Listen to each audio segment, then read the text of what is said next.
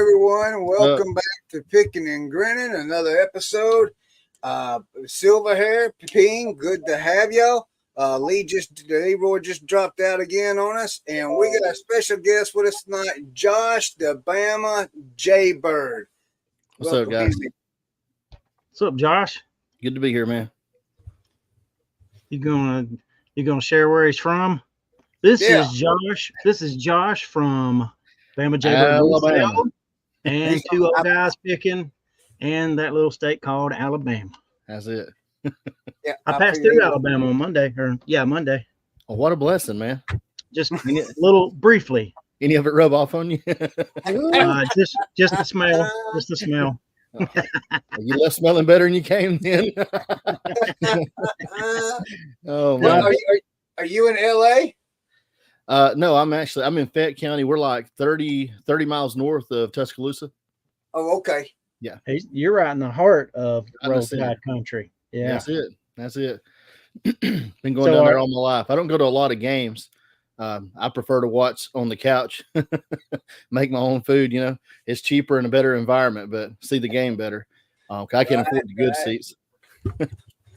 Man, well, I just want to say welcome to all of the viewers that are here. We got a lot of views already, and I just want to say welcome to everyone because I don't know if you've seen our show or not, but we do get kind of. If I keep my mouth shut, the show goes along just fine. But if I open my mouth, it just gets kind of haywire. So just keep watching. You never know what's going to happen. Silver Hair said that can somebody be a Alabama fan and a Jayhawk fan?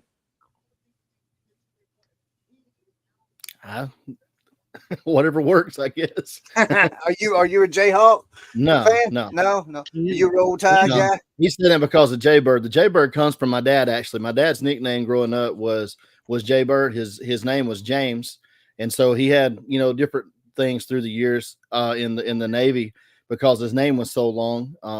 He ended up going by JW because his middle name was Washington. And then all the family called him Uncle Jay, which was kind of the leftover part of his nickname growing up, JayBird. And then my middle name was Jay from him. And so it was just kind of a natural play. He did eBay way back in the early days when it was first getting started after he had retired. And so I just kind of tribute back to him a little bit, when I got started. Oh, that's pretty awesome. Brad, you said you had some questions, so go right ahead. I didn't say I had talk. I didn't say I had any questions. Let Leroy talk. He's sitting back on his couch over there, nice and comfortable. I bet he's got his feet propped up over there. No, not yet. I'd like to get another bowl of stew that I made in the crock pot. It's been simmering in the crock pot since 5:30 this morning. Oh, man. Yeah, sounds so good. Bro. Oh, ain't nobody gonna blame you if you exit stage right and go don't get another bowl. That's okay. So I was asking Josh before we started. If a lot of people don't, if anybody knows who you are, don't know who you are. I asked him, what does he like to sell and what is he selling? He said the typical video games and toys. Josh, I'm a wise guy and I'm a good guy, but I love aggravating Chris. So sometimes it makes me a little harsh. I'm gonna ask two things. I'm gonna ask you, could please tell Caleb I said hello. Will do. Okay. I would like that a special hello. Tell him I stopped my show or Chris's show to say hello to him. Please let him know I said hello. I was able to meet him, and he's a very nice guy. Absolutely. When I go to these sales and I hear people ask, "You got any toys? You got any video games? You got any toys? You got any video games? You got any toys?" It's like a brook. It's so annoying. I'm a little salty about it. No offense to you, sir. No. I never ask, Leroy. When I said that, you asked me what I like to find. I think the nostalgia. Growing up on Nintendo, Super Nintendo, you're drawn to that stuff. Same way, the toys I grew up with. I think all of us that are '80s kids, early '80s kids. Teenage Mutant Ninja Turtles, Motu, all that stuff like that. Because it's what I had like one or two of when I was a kid. You never get to really have a collection of that stuff because we were poor folks. Yeah. So most of my stuff come from a yard sale secondhand after it had been well played with. And so, we get to be older and it's like, that's the coolest stuff you see. But, honestly, I don't find a lot of that stuff. So, I mean, as far as my store, if you were to go check out my store, you're going to find a lot of clothes, a lot of vintage clothing. I love sporting goods, a lot of music. I'm very much into music. I play music and sing, and been Nice. in a musical family all my life. So, you know, I've been kind of drawn to that. The more I've done reselling, the more I've kind of moved that direction too. So, I mean, I enjoy that area, but a little bit of everything, just whatever. You know, you look stuff up, you look for things that are unique and weird, because things that stand out generally are hard to find. You know, and True. so Yeah. Well, Leroy, if people are asking for video games and toys, seem like that'd make you happy, because that means they're not asking about tools. Yeah, well, I got a new profession now. I'm gonna try to find where are we? We're here. I'm over here running 2 screens. Chris, I need you to throw this in. I'm gonna do my my pick of the week or my sell of the week. I'm gonna brag for a second. Usually we do it towards the end, but I'm gonna try to do this now before I mess up. All right, I'm gonna tell everybody real quickly, Roy. I did have a light up here to where I didn't look like I was the guy that was being investigated, you know, the whistleblower guy. I did have a light, but it blew out. Me and Josh was talking about it before the show. There you go, Lee. Oh, you did sell it. Oh, awesome, wow. man. You sold the wow. foot. Dude, I got a foot. Nice, Leroy. Nice. Great job, man. Great job. You showed that on the show on your on RIN the other morning. I says that's going to sell big time. So I showed the whole thing together. Yeah. Oh no, I showed that was separate. Yeah, you showed this piece. Yeah. The week before I showed the whole thing separate. I was driving to work. It's weird saying that because my old warehouse was a half a mile down the street. Now my new warehouse is 20 miles down the street. So I was driving to work Tuesday morning and I'm like, I gotta list this leg. And I'm like, man, I start thinking about it and I'm like, why am I listing this thing together? Why don't I take this thing apart? It's custom. I don't care who you are. A real prosthetic leg is custom to the person, weight, size, height, shape. Then they shape the cup part to your stub. Mm-hmm. And I started thinking about it, and I'm looking at it, and there's model numbers, and then I said, you know what? I'm gonna start taking this bad Larry apart. I started taking it apart, and when I got down and I comped out this foot, I almost had a stroke. I was like, you gotta be kidding me. So I listed it during the show. Within an hour and a half later, it was going, and they bought the foot too. They bought that, and they bought the foot. I don't know if I can find it. No, stop. Okay. Yeah, the rubber foot was bought with it. The guy bought it separate. He paid that, and then he paid $55 for the rubber foot. Wow. So let me ask you, Leroy, the leg part, the lower calf part, did that have a titanium rod in it also? I don't know. There's like some length, and I took all that apart, and that's all separate. Okay. And then there's a little part that so I think they put a titanium little nub in your leg. Mm-hmm. What? Seriously? Yeah, I think they put a little titanium little bolt, and it hooks onto with a clip. It hooks onto that prosthetic. Wow. And that piece I took out, and I sold that last night for $35. Just not the little metal piece, the little plastic piece that goes in. That's good, man. Selling body parts on eBay. I mean, who would have thought, right? Now all I gotta do is sell my fish. Did you see? You didn't see my fish, Josh, did you? I haven't. So I went to a pick, and this guy I know from the flea market is like, hey, Leroy, my neighbor passed away. His nephew's in charge of the estate, but he lives in California. He put me in charge of the estate. He gave me a 0-turn mower, like a $8,000 mower, and said, can you figure out how to get rid of this stuff? He's like, sure, I'll do whatever you tell me to do. Yeah.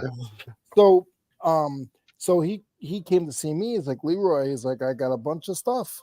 He goes, I want you to come look at it first. I said, okay, I could be there Monday morning. This was Saturday. So I went there Monday morning and I got I'm looking around. It really wasn't much. Like I got a lot of like junk. But I saw this and then I saw the taxidermy. Hold on, let me find it. Chris, talk for a minute. So I'm going to have a Whatnot show after this show, probably around 10-ish, right around there, maybe 9:30, 10-ish. We're going to be selling Converse. So if anybody wants Converse, come on by. I'm going to give you a really good deal on each starting price on each deal. We got about 12, 13 pairs of shoes we're going to try and do. I'm going to run them through Whatnot before I put them on eBay. So, but so Josh, so you do deal with clothing. So how long have you been selling on eBay? Let me ask you that. Okay, so I started well, I started watching and researching, I guess 2019 into 2020, and I decided that I wanted to sell. I was still working my other job, of course, during 2020 when I was at home a lot, watching a lot of video and stuff because we weren't at work. And so I decided I want to sell. And that fall I started buying. And then January 2021 is when I opened my store and started listing items for sale. So I'm a little bit analytical, overthink things sometimes, but I put a lot of thought and planning into what I was going to do and how I was going to make it work while doing my other job and just try to be prepared. But anyway, I started off small, just learning what I was doing. Like I said, I've got a little bit of exposure. My dad did eBay estate sales back in the bidding days, where they sent money in an envelope, that kind of stuff. I mean, I was there. I was there. So I grew up around it, and going to sales and thrift stores and all that kind of stuff. I say grew up. I was in my mid to late teens, when he was doing that. So, I kind of watched that. Never really got into it myself until more recently. And so, basically, those that know me, we take care of my mom. She's got dementia, and we hadn't yet brought her to the house, but we knew that was probably coming, and the expenses, just trying to be prepared for that. It was just a way to make a little bit of extra income on the side, and then also to kind of prepare for when I might have to step away from the full-time job to take care of her and still have an income. So that's what we did. And so a year ago this August, I resigned from my teaching job. I'd had 18 years, the same school. And I started selling full time. So I say full time. I mean, I'm full time in too many things to be full time in anything, but Right. So real quick, Eric's got a question for you, Josh. He says, all right. What do you use for a background and how big is it? I guess that's what he's saying. Like on the clothing. So that's what I'm assuming. So for clothing, I've got a vertical flat lay. And I actually did a video when we made ours. At first, I was hanging like some people do, like hanging on the wall, using just a hanger. And I had a place there with a good neutral color behind it. It wasn't white. It was kind of a grayish green color, but it was a really good contrast color for most of the things that I would try to sell. And if I needed a white background for certain colors, then I had a white background I could lay and just stand over if I had to. But I made a vertical flat lay, and I started out with felt. I covered it in felt. Used the 2-inch foam board to cut it out with, and the felt did okay, but I couldn't get it raised as high as I wanted to. Heavy things like jeans were sliding off of it, so I went back and got the heavier like blanket style Sherpa material in a light gray, and I put that over the top of the felt, and that's worked really well. So that's what I use to take my pictures of clothing now. See now, but with pictures now on eBay, you can just, as long as you got any kind of solid background, you can pretty much put any kind of background you want on there now with eBay. Oh yeah. Yeah. And I use that a lot. I know a lot of people use Photo Room. I've checked that out as well. And I was kind of in the exploratory phase of Photo Room, finally got around to doing that. Some people are always, they're right on the spot with these changes, but I was kind of slow adopting it. And by the time I was getting ready to start using Photo Room, eBay, upgraded their tools. And they still don't have, I know they don't have near the options that Photo Room does, but they had updated it and it does a pretty good job. The biggest problem with eBay's before was the background remover. It just didn't do a very good job. And it's still probably not as good as Photo Room or Canva, things like that, but it's way better than it was in the old version. And so I've used that a lot for shoes. And I feel like it's helping on the things that I'm using for that kind of stuff. the background, I think it makes your stand out better. I mean, I've sold a lot of stuff quickly after posting that normally seems like it has to set for 3 or 4 months to get a sale. Nice. So Yeah, I think it's gives us an advantage. I had bought for my photo booth. I got a photo booth that stands probably about 40 inches high that I've made that holds all my boxes and everything too underneath it. But I bought one of those like photo backgrounds, like when you used to go get your school pictures made. Yeah. And they got the gray or the Right. blue or whatever. I bought one of those from Amazon and like put it on the back of my photo booth, and then I took the excess of it and just put it on like a 4x5 piece of 3/8 plywood that I had, and used that and I made little legs to hold it up about the right height that I want it, and I just stick it on that little stand and lean it up against the wall, and that's what we use for t-shirts and pants and stuff whenever we decide to list it, stuff. And Shane says he uses a vertical flat lay. Yeah. So, That material though, that material works pretty good to hold things. It's not felt, but it's got a little bit of grab to it. So so it works pretty good. It's surprising though. You see the videos on it, but when you make one yourself and put the right material on it, it's amazing what you can throw on there, and it sticks like a fly. It's pretty cool. So how big does that area need to be? Well, the foam that I use, I think I cut it off at about 6 foot tall. You want to have it long enough so that your longer pants that have a longer inseam, you don't have to struggle with those to have a space for them. And I don't know, things like overalls or coveralls are still kind of tricky. Probably gonna lay those on the floor, hang them up, but they do pretty good. Hey, Leroy, Shane said it was great meeting you at the Big Grab. Leroy's got a picture down here he wants to show everybody. Leroy, you got to get closer to the camera so you can talk to us. I can't talk from back here. I can hear you. You look too comfortable. Tell us about this thing right here, man. Oh, okay. Look at the flat lay on that one. That's nice. That's what you call a flat lay. I don't know what you guys got for flat lays, but look at that bad Larry. Nice. I wish I can't get the arrows out of it. There we go.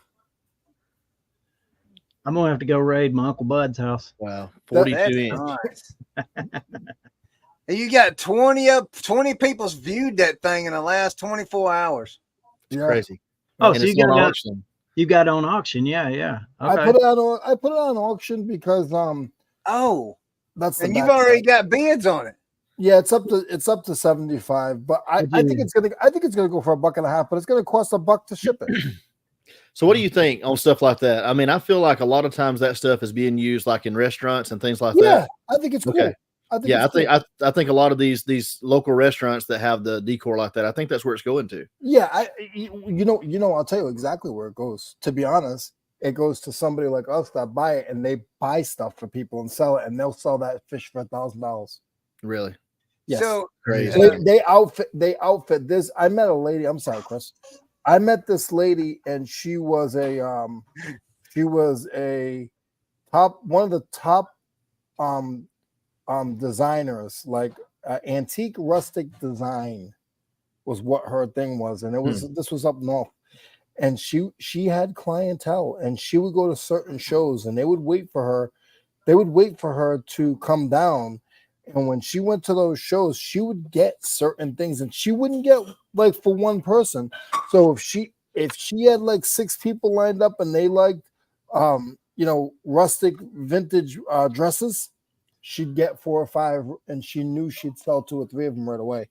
Wow. So she had a clientele that she would communicate with them. She wouldn't ship anything.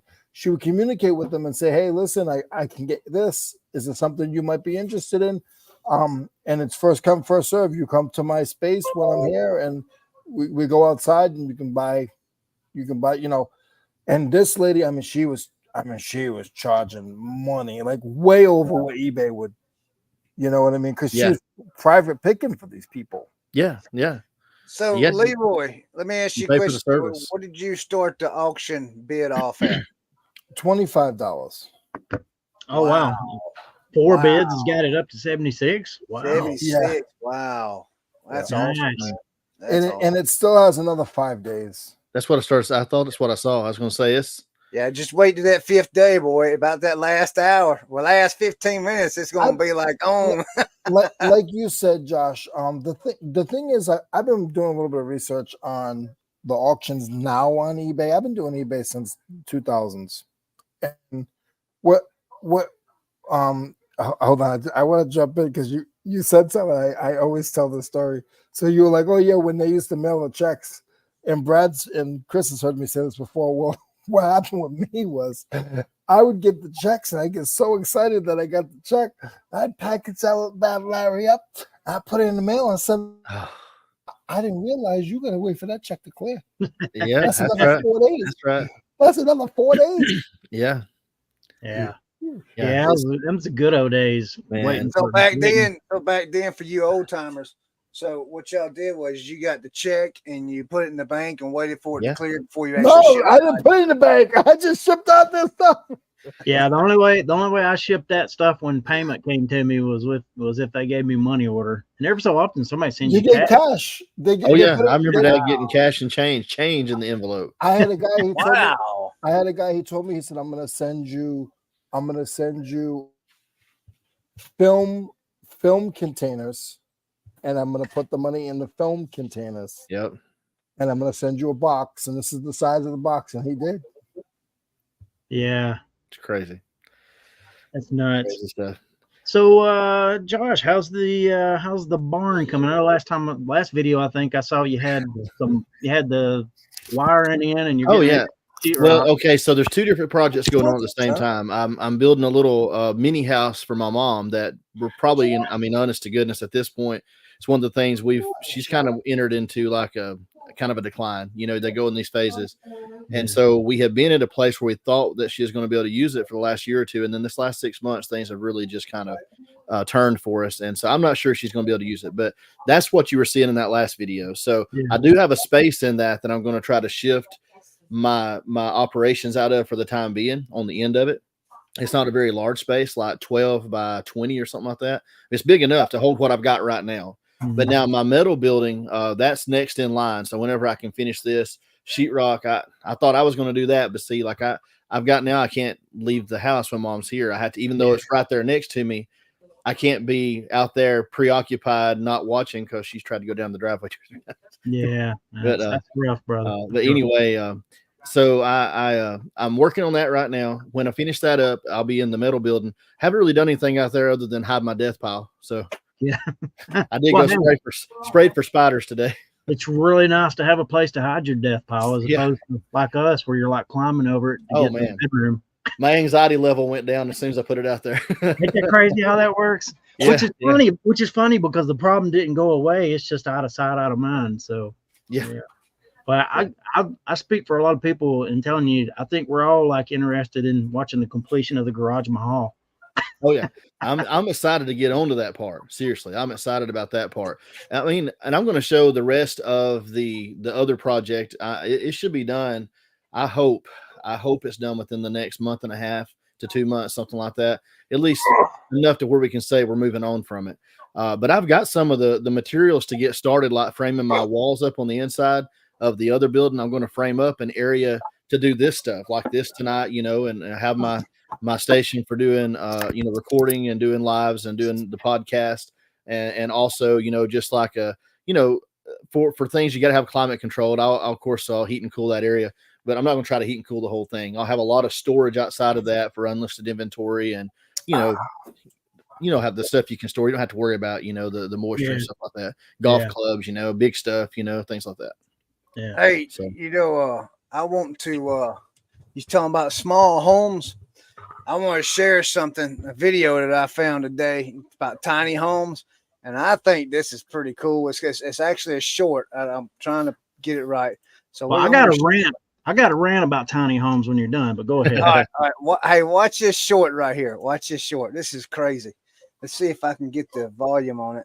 This group of friends bought a house off Amazon and Let's see. Is there how much volume? they paid for it. It might seem unusual to Do you order hear a the house volume? from Amazon, and that's because Yes. it is. However, once Okay. you see this, you might actually reconsider. The house comes packed in a standard Amazon cardboard box. Okay, there is nothing standard about that size. The house itself unfolds. Yes, you heard that correctly. You unfold it, and that's pretty much it for the setting up part. You won't even need instructions for it. Decorating is obviously up to you, but these guys sure made it look cozy. Now you might be wondering, how big is Look it at and how that. much does it cost? Well, these houses actually come in different sizes and even different interior options. They can be as small as 15 square meters or 160 square feet, which will set you back about only $5,000 US. But the bigger models go all the way up to 75 square meters or 800 square feet, and these can cost up to $40,000. This group of friends bought a house off Amazon, Ain't and you that won't believe crazy? Oh yeah. You Yeah. can buy a home on Amazon now, a little tiny home. It's absolutely crazy, man. I think the 2-bedroom one goes for right around $20,000, and I was like, man, what in the world? Brad, do you have enough room in the for me to build my house in your yard? Yeah. Yes. Hey, we'll make it work, Leroy. Between the two of us, we can come up with something. You got room in that yard? Yeah. Yeah. There's room in Is the it on yard. is it in a slant? Do what? Is it a slant or do you have flat land? Oh, I got flat land. Yeah. All right, so Back to us, man. so Josh, I mean, you can get yours too. Chris, you can't afford one, so don't worry about it. But Josh, you and I, we can get a little compound going. The reseller, the reseller compound. Yeah, I Yeah. like that. Do the reseller compound podcast. I like it. Yeah. Yeah, there you go. Reselling during the day and pastoring at night. Corey I said, Hey, look, I can't afford it now. I got 2 homes, you know. I Oh, can't man. afford it now. Corey said in the chat he's somewhat of a tiny home expert. So here's my rant. So I'm probably like a lot of you guys that are on the show or watching. Like, I prefer YouTube over regular traditional television, like pretty much any day of the week. And there's just something fascinating about watching real people just do real life. One of the things that blows my mind is, so one of the things that we got on a kick watching for quite a bit was these tiny home videos. But these people are spending like $100,000 on these tiny homes. home. And Yeah. it's like, so like for me, it's like the idea of just, throwing up, I'm thinking for less than $25,000, you could build a nice place and have it, like, and you're good to go. And the idea of having a small place, low cost of a living and all those things, it sounds like really amazing. But if you're spending $120,000, what? That's more. My 1,100 square foot home only costs like 83, 85, whatever it was. But Brad, in that defense there, you got to think about There's this. no defense. There's no defense. Wait. Look at the day. Your home is, you spent 83 on or whatever it is, and today you would probably spend 3 or 4 on it. Nah, surely not. That's crazy. House prices are crazy, bro. Hold on, I gotta cut into this real quick. So, Brad, you're saying you got no fence? Got no fence? I got no fence. Oh, because you said there's no fence. No fence. Yeah, no defense. There is no defense. God. The Dolphins didn't have a defense last Thursday night against Josh Allen. Gosh, Look, I did buy my my ring in the Super double Bowl wide for it. palace. I just feel that those houses, I think it's crazy. I think the price is crazy, but Yeah. It's a fad.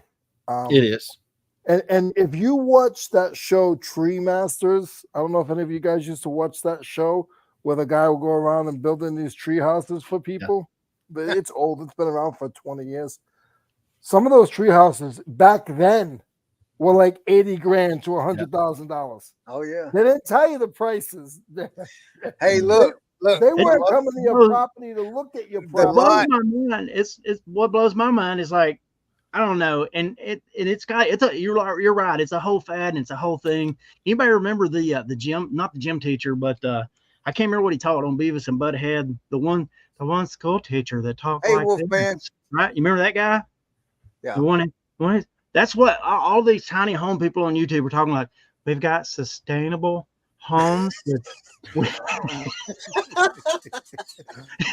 doesn't Everything- probably everything- go on rants, guys. everything's green and sustainable.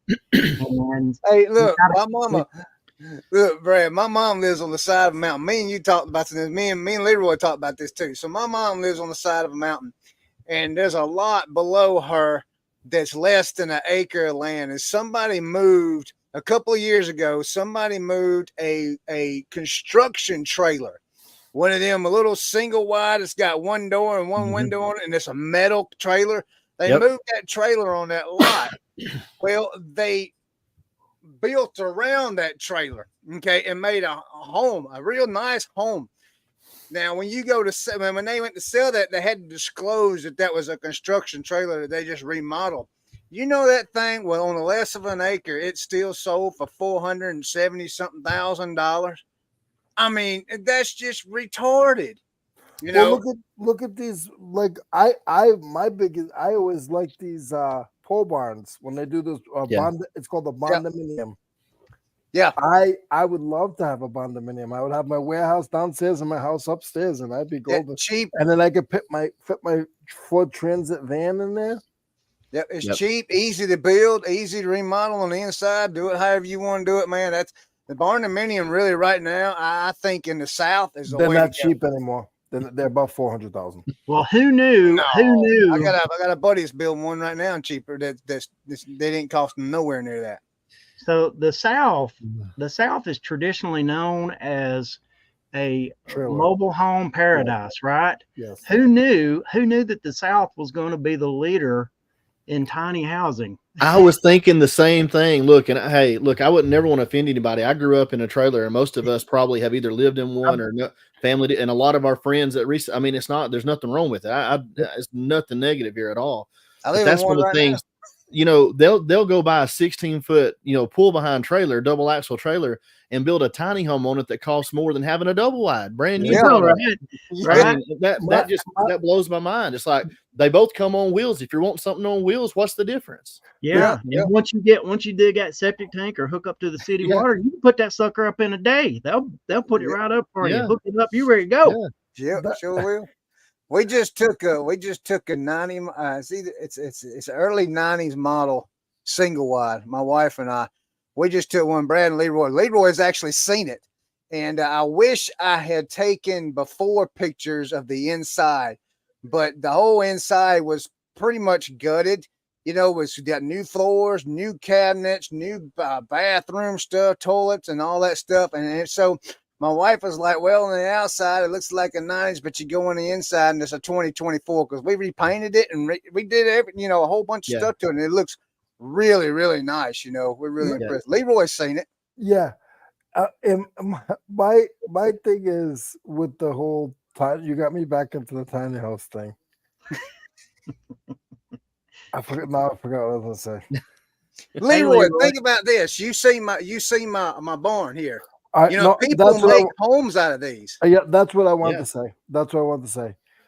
You know what drives me crazy? Because we're on rants, all right? And no offense, I love all of you YouTubers and resellers. You guys are amazing. You're all my good friends. But when I start seeing you guys buy $11,000 shed, it blows my mind. Because you could build that for $5,000. Oh, yeah. And you can build it yourself for $5,000. Dude, hear me out though. Hear me out. Like if, let's say, like Lonnie over at Shed Flips ever decides he's getting out of the online selling game, he's got a tiny home he can sell for $75,000 to some sucker. Yeah, that thing Lonnie's got is huge, man. It's not that big. It's not that big. They look big, but I know a guy who's sitting in one right now that probably has an $8,000 shed. $8,000 shed. Yeah, man. How the heck is my shed? How is my shed more than my car payment? Wait a minute. Who is that guy, Leroy? It's not Josh. It's not Josh. It is not Josh. That's what mine cost. I know. Look, mine cost around $8,000. That's before I did anything to it. Now, this door, I had it made with this door on this specific side, this specific door. I got a window right here. I got a window on another end, and I got a window in the center. And I had those placed there also. And so and I had 8-foot lofts extended on each end. So they brought it out here to me like this. Now, the wood you see, the walls, I did all that myself. I've got another. Is that why it looks so bad? Insulated it. I did it. I remodeled the whole thing. I ran wires all the way through this thing. I wired it all up. Yeah. I mean, so yeah, thank you, Leroy. I appreciate that. Here. I'm proud of myself because you know what? I became an electrician when I got this building because I knew nothing about electricity and I learned it all on YouTube. I'm not gonna lie. I learned how to wire a building. They could pull a tractor up to your yard and pull that trailer out of there just as quick as they could pull a car out of my driveway. They can't come take this unless I sell it. No, sir. You still paying on it? No, we good. Hey, Leroy, we need to borrow a dually. Go over there one night, hook up Chris's house, and take it for a ride. His trailer's not on. His house is on wheels. Both of his houses are on wheels. Well, hey, I lived in a trailer for 6 years, so I got nothing against them. I have nothing against. I just think it's crazy. I think it's crazy that you go to Home Depot and you see these people and they're buying these sheds for like $3,000, and it's like the studs are like they're 2x2s, right? They're 2x2s. They're 24-inch centers. They're 2 foot on center. They're 2 foot on center. You got seam, middle, stud. I think it's all twos. They use 2-inch screws. It's 2 foot on center. They use 2x2s for wood. Well, I got 2x4 studs in mine. I'm not saying yours. I'm saying the ones from Home Depot. Okay. Yeah. The ones from Home Depot. And then the outside, if you don't treat that wood, that shed's gonna blow up like a Tic Tac. Yeah. Yep. Josh, hey, you just gonna have to jump in when you do. We just aggravate. Oh no, I'm good. I was gonna say, let me. You're talking about the sheds because I do my building that I have put up is really big. You know, it's 28 by 50. But it wouldn't. Hey, I'm going to build a YouTube. It wouldn't. Hey, I'm going to build a YouTube. Let's hear it for Bama JayBird shed. Come on. Listen though. This is how God blessed me. We had a storm. I had a shed that I built when I was living in single wide trailer, building my house, building it as I could over the course of 3 years, buying and storing materials. I didn't even use treated stuff to build the shed. I mean, like I put it up with 2x6 untreated floor joists on deck block. You know, it was intended to be like a 5-year solution to a problem, you know? So it's like 16 by 20 inside and had 20 foot. That was just a roof covered. I could park my tractor under and store stuff under that. And so I'd buy up materials and then work till I used them up, buy up materials, work till I used them up, building my house. Well, fast forward 15, 16 years, bad windstorm come through, took the whole roof off of it. It flew, landed in my front yard, about hit the house. And when the insurance came out and did the adjusting on it, they gave me $9,000 for my building that never had siding put on it. It was just OSB that was peeling. It was, I salvaged, look, I dug up the 4x4s from my dad's old sheds that had blown down in a storm and reused those. I pulled the metal off of that and in a church thing where we'd had like an outdoor pavilion that we took down that was old. I had salvage metal. All the metal was salvage. I mean, everything, it was just scraps, man. I floored it with wood. I was working at a sawmill grading lumber at the time. I hadn't gotten my first teaching job. I was done with college, but went back to the sawmill because that's what I knew. That's what I grew up with. And so I was grading lumber, and the pieces that were too short to make 5/4 decking out of that was having a chunk, you know, I'd pick those up or busted pieces. I was carrying those home. So it's all like 4 and 5 foot long. I cut all them up. That was my flooring.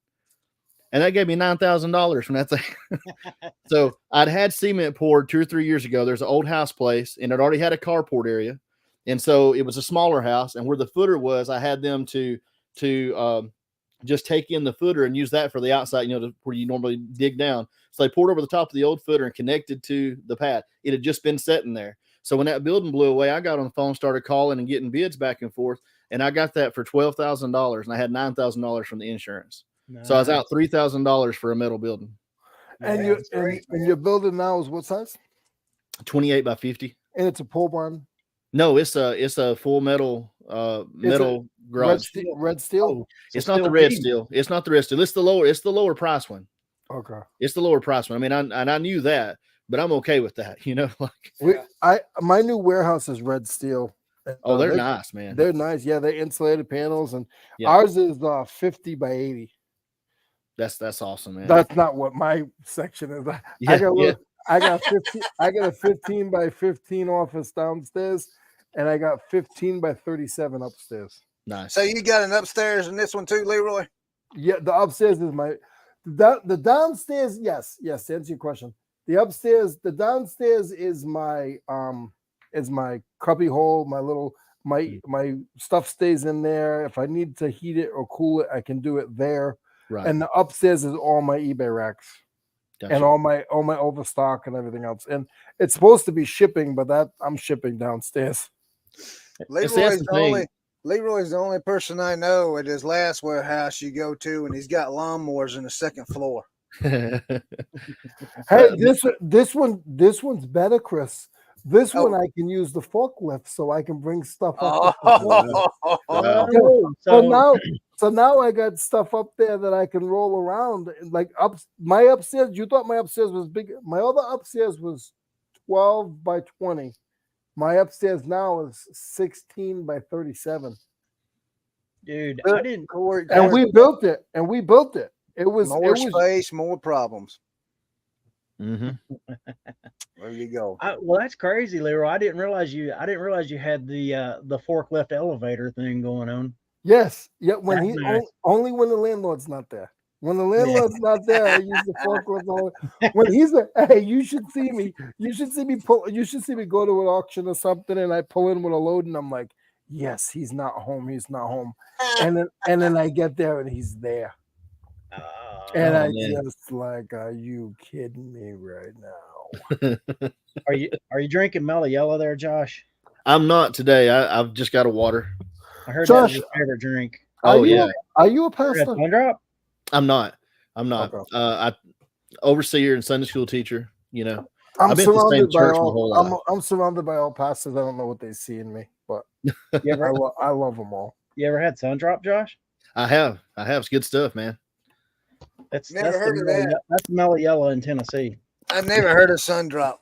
Well, Sundrop's good, man. That's the RC Cola company. You know, what is it back in the day? RC Cola and a moon pie. That's it. I've had a lot of them. Yes, sir.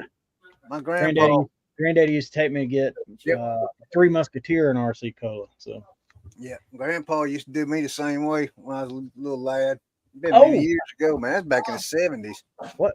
This just popped in my head, Josh. How did y'all dusted Rev Resell off and brought him on your show? I didn't even know he was back. Look, Caleb saw him drop a video, you know, because his channel has changed a couple of times, right? He's changed it up. Yeah. And I say changed it up. The reselling channel was still there, but he wasn't making content. Yeah. And so if you watched the podcast, I think he mentioned that he's pulled away from the other channel to kind of let it settle a little bit because it was getting, hard to manage. And that being said, he decided to make reselling content again. And so Caleb caught the very first, like the day that it dropped. Like, I mean, he was one of the first ones I reckon that noticed that he had dropped a video, and he was immediately contacting, hey, we got to get you on the show. So it just, it was coincidence and good timing, Yeah. Hey, Josh, so good to see that guy back. Oh yeah. Yeah. So Josh, for all the viewers here that don't know, tell them about your show that you have. Oh, the 2 old guys. Okay. So we do a podcast. It goes out every Thursday at 9 a.m. and we record usually on Monday. And we talk reselling a little bit and a lot of other stuff too. So and some episodes, 2 old guys reselling podcast. Yeah. 2 old guys. You don't know it, but the number 2. You and Caleb pack with me either every Thursday or Friday morning. So that's good to hear. Hey, we appreciate it. Seriously, we really do. We have a good time. Me and Caleb hit it off from the beginning, and that made it so much easier, I think. And I was really nervous because I was just getting into YouTube, period. I mean, I hadn't did much YouTube myself on my channel, and it's awkward, as everybody knows that started. There's probably a natural out there somewhere, but those first videos, man, are real.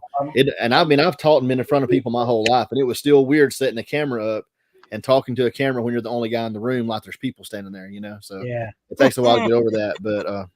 But we, it was natural, with me and him. We great friends, just became really great friends. And which I found that happens a lot, through this reselling space on YouTube. There's so many great people, man. I feel like every time something like this, like I've watched you guys, but getting to be on here with you guys and like really interact in person, it's just amazing how much I find that I've got in common with so many other people in so many different places, So wait a minute. How long have you watched us? You mean Chris didn't run you off? Yeah, that's what I was going to ask. I ain't ran you off. Did you watch last week's show? I did. Some of it. I don't know if I've seen the whole. Man, I'm amazed you even agreed to come on the show. No, no. So Chris got revved up. Yeah, no, it's good. What's up, Beard King? Yeah, I told Brad after that show, I says, man, we probably won't have nobody show up. Nah. Was that the hat thing? Was that thing that started with the hat? Yeah. Yeah. I thought so. Yeah. Okay. We Yeah. I saw started that. again. Chris told me, he said, I'm going to put a disclaimer that anything I say doesn't reflect on you, shouldn't reflect on you or any of our guests or anything like that. Yeah. I'm going to go ahead and put that out there. Anything I do does not reflect on Leroy, Josh, or Brad, or anybody. It's all me. Don't hold them responsible. Yeah, you know where he is? Even right if I just right across from the Health Angel place. Yeah, right over there next to that other place. Right over there, Leroy. The way I look at things, there's not much need. There's not much need in. They built us. We drove in there. Hey, I muted him. He can unmute me. Oh no, you're good. I just gonna say the way I look at it, there's not much need in believing anything if you're not passionate about what you believe.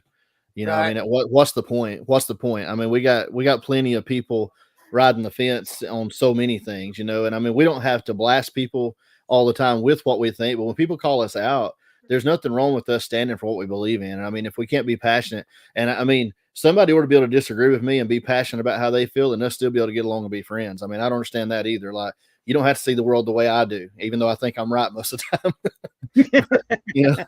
I mean, that's okay. I mean, it's okay. I've got friends that are way different than me that I've met on here, and we've had conversations behind the scenes, and I mean, we're polar opposites on so many things. We get some spirited discussions, but at the end of the day, like some of the ones that I met at the 127, you still walk up, man, you hug their neck. It's one of the greatest things to meet them in person. It's okay that we're different, Yeah. And just detouring on that just for half a second or minute, I had a conversation with my dad. He was trying to find some stuff for his church and that and he was talking about younger people and the tradition, just the older person, get off my lawn kind of thing. These kids don't get it. And the only profound thought I've ever had in my life popped in my head, and I told him, I said, and I've used this line for lots of things now. As I told my dad, I said, Dad, I said, leadership, leadership is not for the people who get it. It's for the people who don't get it. If everybody just got it, you're not here for the people who get it. You're here for the people who don't. And so, it's you can look at those people as they're the hindrance. Okay, that was the saying. It popped in my head. It's like, people who don't get it aren't the hindrance to what you're trying to do. They're the reason for what you do. Yep. And that's just, I feel like that's the way it is. People who don't believe like I do, or they're not the hindrance to my life. They're part of the reason I'm here. So exactly. Go, Leroy. Go. Hey, Josh, you did say something to me. You got friends? I know, it's amazing, man. How do you have? I don't have no friends. I have acquaintances. Oh man, I'm all kidding aside. I'm blessed, man. I really am blessed. I know you're just joking around, but I'm blessed, brother. I have one good friend, and he's right here. Hey, boom, yeah. He used to like me, Josh, till I stranded him. Yeah. Oh man, Drove off and left him stranded on the side of the road. who Until does that? until his new theme song was "Eat the cats, eat the cats." They eat Don't get him started, Leroy. Don't Oh, get him man. started. He's dying to talk about it. Leroy. man. All right, here we go. Leroy don't like my hat. I don't know if it's the hair or the color. It looks like something from the Muppets, is what it looks like. I'm trying to think of that character. Hey, yeah. Brad, you got one? Put yours on. I gave it to my brother. I bought it for you, and you had one, so I gave it to my brother-in-law. He's a huge guy. I think say we can match. Bought it in Alabama on the 127. I saw one of those at like very end of the day one day on the 127, and I was like somewhere I can't remember, somewhere past Mentone or whatever that name of that town is, and I saw it and I was like, I gotta get this for Chris. He's a Trump guy. So my daughter's mom right now, her job is working with a group of the Haitians that came over into Massachusetts. They said this. I didn't realize there's like thousands of them that came over. And she said she's working with the ones in Massachusetts, and she said they actually have a lawsuit against the United States now because of what he said about them eating animals. And some of them they came over here, they're not teaching them anything, they're just housing them, and they don't know better. So when you see the guy in the picture with the duck, my man's just trying to eat. He doesn't have, they give him food, they're not giving them welfare or anything. They're giving them, they're going into the communities with some rice and stuff, but they're 19 kids. Like they're going to eat that rice and all that stuff in 2 days.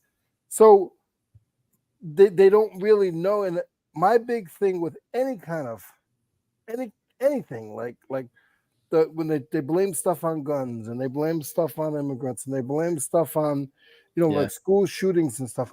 I personally feel that if we could just educate and mentally stable the people in the United States, a lot of the stuff will go away. And I'm not trying to talk politics or anything. And sorry, Josh.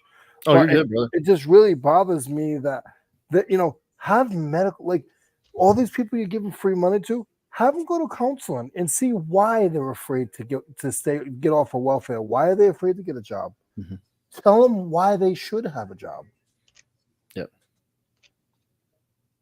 No, I mean and I think anybody that, I don't know how to put it right, probably, but I think anyone that is thoughtful, about things, and no matter what side of the aisle they fall on politically, no matter which side they fall on as far as their beliefs and their morality, at the end of the day, no one wants people to be suffering needlessly, and poverty is a major challenge. It's been a problem for a long time.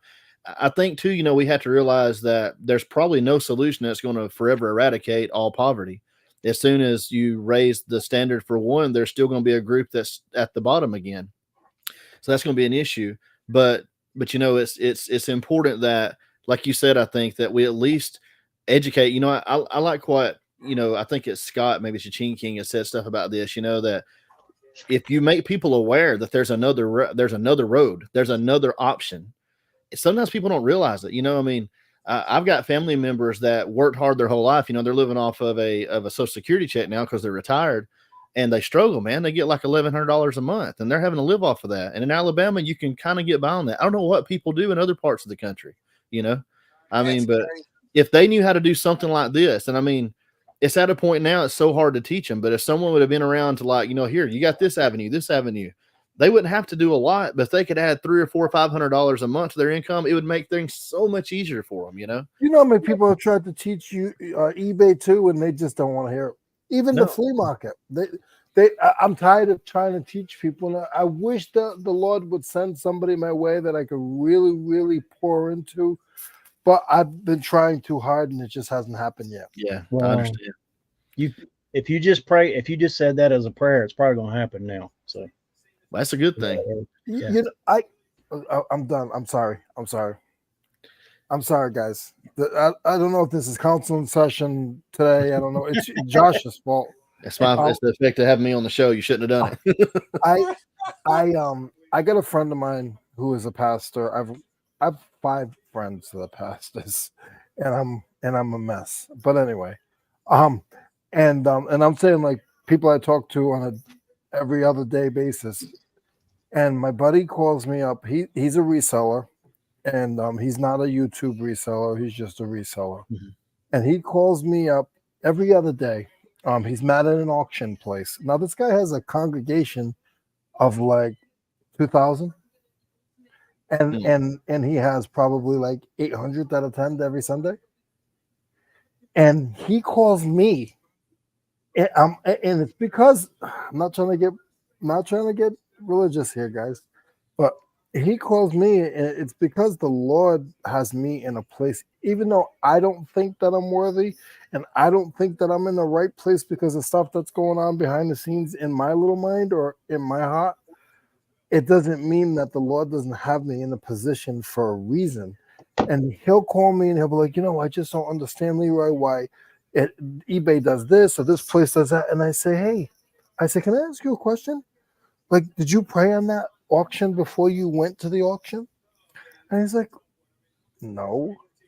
And I'm like, I pray before any auction that I go to. As soon as I get money in my pocket and I go to the auction, when I drive to go to these auctions and spend $500, I pray. Like, God, please, like, guide my finances. Please help me get something that I can learn off of, that I can financially pay back or, make money off of, and something that will work for me. Like, I ask him that, just like I'm talking, like Brad said, because I feel that if I'm gonna have the Lord in my life for everything else, why can't I have the Lord in my life for my business? Mhm. So I talked to him like, hey, I'm done. All right. No, you're good. On my part, anyway. I mean, I would say I think sometimes, for those that are believers, and everybody in the chat may not be, and everybody that watches may not be, but for those of us that are, I think you got to ask yourself, if you're committed to what you believe, what part of your life does he not want to be a part of? Yeah. Which decision is he not interested in us making? And how we make it? Which one?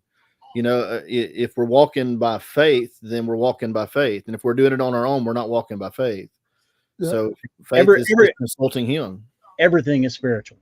Yeah. Everything. And he is the counselor. That's his job. Well, he's the counselor. But how am I explaining this to a pastor that has a huge congregation? Yeah, well, hey, pastors need to be reminded too, Leroy. Yeah. He loves talking to me. Because I'm real. Because I'm real. And like, I've never met, like, I've always was afraid of pastors until I met Eric and Brad and Rough Resell. Those guys are a little bit smaller congregations. They're regular people. Oh yeah. So Yep. Back to reselling. Hey, back to reselling. You're right, Corey. Pastors are people. Yeah, they are. Corey nailed it. Before we go back to reselling, I want to do a special shout out. I'm afraid of Brad. You better be, Todd. I just want to throw it out there. Happy anniversary to my wife. We celebrated 30 years on Tuesday. Awesome. Good man. And of course, we got married when I was 10. So, that's what we did in Tennessee. Right? That's legal in the South, brother. That's legal in the South. But I'm not from Alabama, so she wasn't my cousin. You were 10. How old was she? Oh, man. That's crazy. Was it your sister then? Don't tell anybody. Yeah. I've met his wife and she's very nice. No. But she's That's great. 30 years. My wife 30 is a years, saint. that's She nice. put up with me for 32 years now. So there you go. So if she didn't have patience, she's learned a little bit. Yeah. she's the trying of our faith worketh patience is what scripture says. So she's had it tried for 32 years. That's it. Yeah. I love you, baby. Hey, Congratulations. Seriously, though. That's awesome. Yeah. hey, Brad, talking eBay. Yep. Since I've been started back on, I have 126 items active, and I've sold 65 in 30 days. Cool. Is that good? Sounds good to me. Yeah. Yeah, because you got to account for, that first week or so you get started back. First week or two, it's slow sledding. It's not like eBay's just gonna start pumping your stuff again. No. So, yeah, that's pretty good. That's real good. Yeah, it is. Unless they were all dollar items, and then I gotta see what let me see what my what do you call it is right now. What is my, let's see. It's still at 60.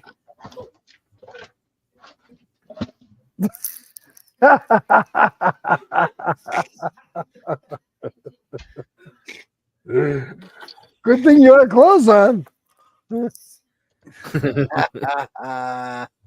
oh boy, Todd. There you go, Todd. That's great, man. That's great. Oh goodness. So Yeah, it's good stuff. I didn't have no rants tonight, Brad. Yeah, well, You looked over and saw yourself down there. Yeah. Oh, and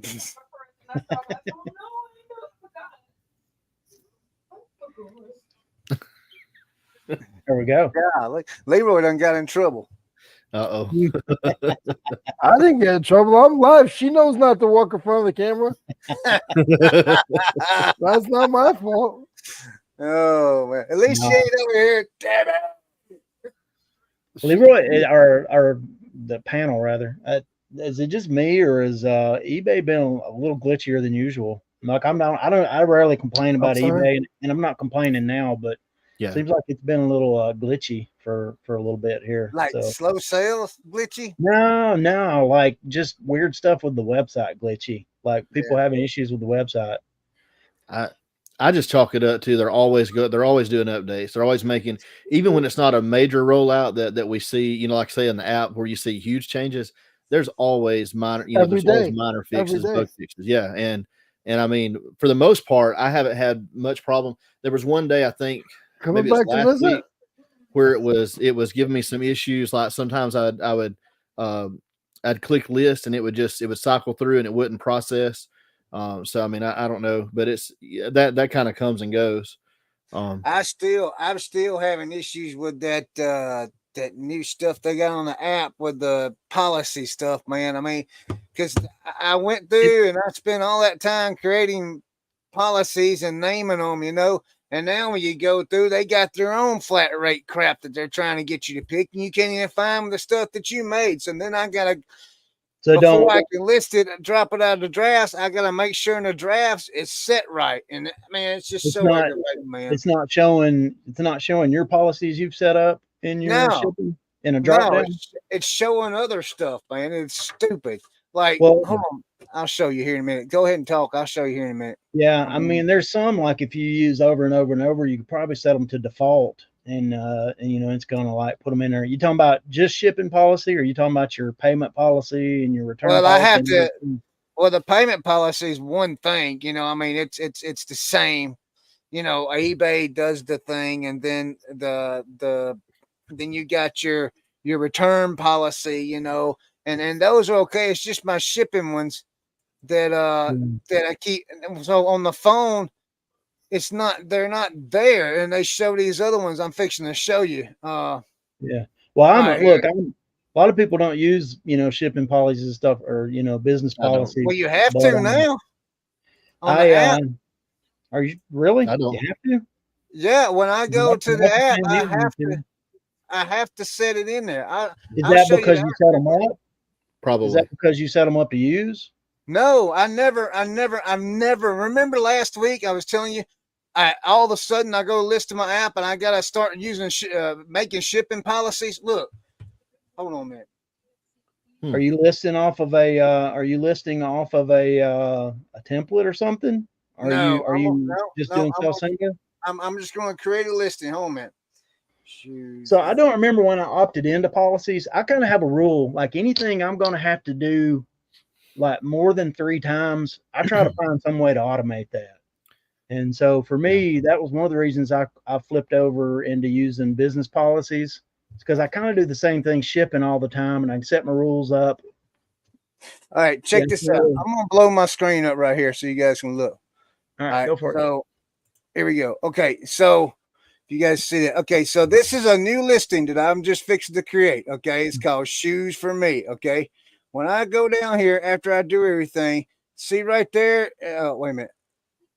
Description, pricing, and then here's shipping. And look right here. Whoops. So shipping, it says right there on the app, please select a policy. And so when you click on that, then I gotta go up here and choose a policy. All right. And then look at this. There's a list I got to choose from. All right, well, wait a minute. Before you do that, Chris, what's that one thing below it say? That say enter a value? Click that. Or no, that's a search box, ain't it? Never mind. I Yeah, thought it that's was. search box. So I mean, if I click, golly, so I click that policy. Oh. So if I don't, but anyway, I don't click that, so now I have to change it. But anyway, Did you if get I your don't phone click fixed? that, normally on when I have pictures and a listing in there, it automatically sets it up as free. But I got to go through. So this one right here, this media I made, okay, and then this one I made. I had to redo this today just to get it in there. This one I did, and then see all these. They put all these in here, but I didn't make those. And see, I had to make this one right here again today. I had to make. Do you know how to clear them out? When I go over to business policies to clear all of them out, I can't clear them out because they got listings added to them. I mean, every single one. Okay, well that's here. Do you mind if we take what's yours showing, Josh? That's all right there. Mine's normal. Pull Josh's screen up. Yeah, let me see. Yeah, let's see that. Pull his up so we can see it. Hold on a minute. Hold on. Crap. Hold on. Let's see. Exit solo. Let me see. Josh is here. Solo layout. All right, see, that's the old way. And see, that's what I like, man. That's a bunch of garbage. See, he's got his right and mine don't. And look, Josh, if you scroll down to this part right here, Josh, if you keep scrolling down to where it says preferences, I have to do policy on preferences too. See, your preferences is the same. I have to do policies on mine. Have you looked at your settings? To see there must be something that you triggered in the settings that's causing that. You think? Yeah. I have no idea because I didn't set anything up. Now check your screen names. Check your screen names. Maybe it's the screen names. Do you think? Hold on a minute. Let me. I'm gonna share something with you. So I want to ask a question though. Okay, so I'm gonna share this screen with you because I thought about this today, but I didn't want to do it. Okay. All right, let me see here. All right, so I'm gonna blow this up right here. Full screen layout. All right, you see where it says opt out right there? Where? But that's right probably here. it. Okay, so this is your business policy. Yeah. This has got all my shipping and everything in it. Okay, if I click on that and see see how many listings is attached to each one. See, like there's so, like all right, here's my guess. And this is just a guess. That when you opted in or whatever, somehow, some way, it probably took all the existing listings you had and kind of just jammed them into a listing policy because they were all different, right? And so that's my guess. Now, if you'll over there to the side, like here's something you can do to make it easier. If do you have like a single? How many shipping policies did you want to have? I don't want any, Brad. I want it to be like what Josh just showed you, like my old way. Click opt out and see what happens. Live on the air, we're going to experiment with Chris's eBay. Oh my gosh. Worst thing can happen is it crashes and you have to start over like Leroy did. I can tell you something you can do though. Like if you let's say what's one of those down there? Go scroll down to the bottom somewhere, Chris. We'll go to page so, 4. So you've got. Well, I was just going to say. See, now these right here I created, and I put stuff in them, but it's not showing it's in them, and it's moved it into something else that they've created. I didn't do the. I created these after they changed my phone app. I didn't opt into business policies. I didn't. I just woke up one morning and went to listing, and that's what showed up. I didn't do nothing. And what happens if you push that opt out button? Man, I had no idea. I'm Hey, scared. is this that auto opt thing that some people are talking about, that you had to respond to a message to not get put in it, like a beta test thing? I haven't got a message for that. Someone talked about it on a live or something like that. That I forget what it was about. It was something to do with the like the shipping cost. Oh my goodness, my brain. Oh yeah, you're talking about the rebate thing. shipping thing. Yeah, the rebate thing though, like passing on. I opted out of that. Yeah, I was opted out because I use flat rate shipping on everything. All I can think, I just keep thinking that they do these random betas sometimes they get thrown into, and your app will change, and somebody else's will be different. I mean, I don't know why they would do this, but. So here's the question: if I opt out of this, will it change all my listings? Will it screw them up? It's possible, but there's only one way to find out, Chris. That's just you got to jump, brother. Read what Graham's just posted. That's really pretty good advice.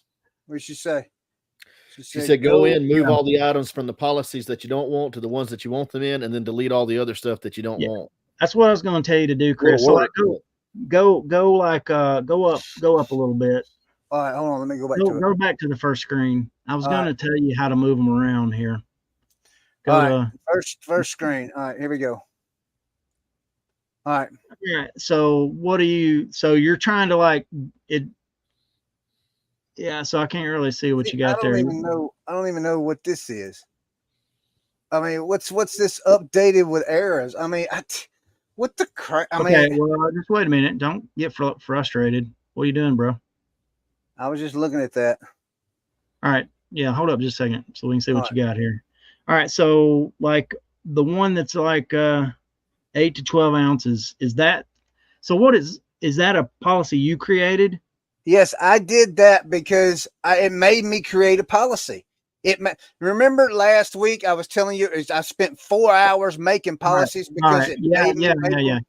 Yeah. So all right. So on that last page, was that not like basically a copy? Okay, on this last page. Did you have one that, what was that, $6.99 on the last page? Did you have one that's like $6.99? I was just going to use it to show you. See, here's another look. All right, so check this out.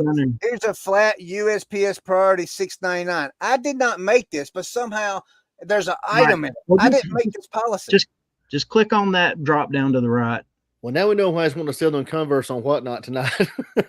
Instead of listing on. All right, you can do that. And like, if it's got like, whether it's got 1 listing or 100 listings in it, you can click on that view active listings or whatever there. Yeah. And you can click like up on edit.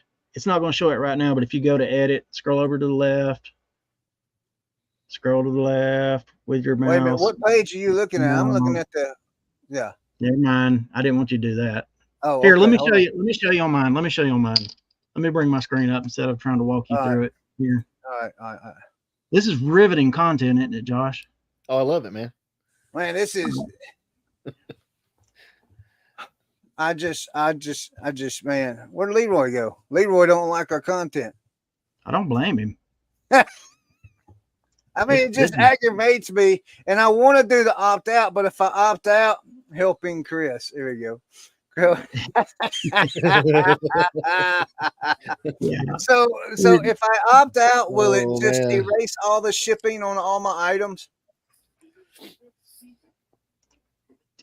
Dude, I don't know. I don't know what it would do, honestly. I think you should cancel your whole store and just go get a job. It's showing mine there, right, on the screen. Yeah. Right. All right. So let's see one. I was trying to find one.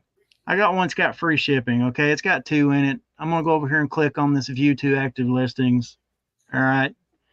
And then if you'll, Chris, if you like within those like within policies here, if you tell it to, edit all two listings, right? Yeah. It's gonna pop that up. You can back me out now, but I just want to show you where that's at. Okay. And yeah. Oh, sorry. You can edit all selected, and you can bulk edit and just change what policy that goes in. So let's say you got one that's got 77 in it and you want to move them around to to a different policy or something you've created. You can click on that view all active listings. You can edit all of them, and you can do a bulk edit and just change the listing policy. It's going to give you an option like change to, and you can you'll have to fiddle around with it, but you can change it to the policy. You can get rid of all those. You can get rid of all those extra policies you've got. Right, and I understand what you're saying there, but the problem is I don't want shipping policies. I don't want preference policies. I want it to go back to where when I'm on the phone, I can just type in a price that I want somebody to pay for shipping and be done with it. I don't want to have to search out a policy or make a policy. And you know what I mean? I don't like that. I don't like it. Well, I think the opt-out thing is your only option, but what that's going to make you do on the back end with your listings, I don't know. Is it going to default to right? I mean, is it going to default to like size and weight? And yeah, am I going to have to go back in then and rechange everything? I mean, surely they got a mechanism to walk you through that. He needs more than a walking through. Yeah, he needs a butt whooping. So I use business policies, and so for me, it's like I've got the one set up that worked really well for me. Like I do calculated shipping. I know Josh does calculated shipping too. We do Graham. shipping. So let me ask Graham's Teresa or Corey. So if I hit the opt out button, will I have to go back and redo all my shipping and all that? I don't know, but I do know she's right about that. If you try to change an active listing to a different shipping policy and you've got an offer out on it, you're either going to have to end those. You're going to either have to end those and then sell similar and redo it from scratch, or you're going to have to wait for those offers to go away. So man, I would just, if you don't have a ton of offers out and you try to do that, I would just get a notepad and write down the ones that don't process so you can go back and get them in a couple of days. Yeah. I would go work at McDonald's. So you wait, Chris, you set up business policies when you did all that flat rate shipping stuff, right? No. So how does that work? Okay. All right. Well, then I'm walking through it here. For anybody who's using flat rate shipping on stuff, what are you doing on the when it comes time to list it? All right. So the way I did it is on the phone, like Josh is set up. I would go down when I get to the shipping thing. I would type in the weight, and then instead of putting calculated shipping, I would choose same or flat rate or same as call customers pay the same price, whatever the option was there. And then I put the price based off the weight and the dimensions of what I wanted somebody to pay. So I could just go in and I was like, say if it was 2 to 4 pounds, I would put $9.99 in there, and that'd be it. I'd pick the flat thing wherever. And if I want to do free shipping, I just pick free shipping. Now I got to go in and choose a freaking policy that I didn't even want to happen to my store. All right, hold on a minute.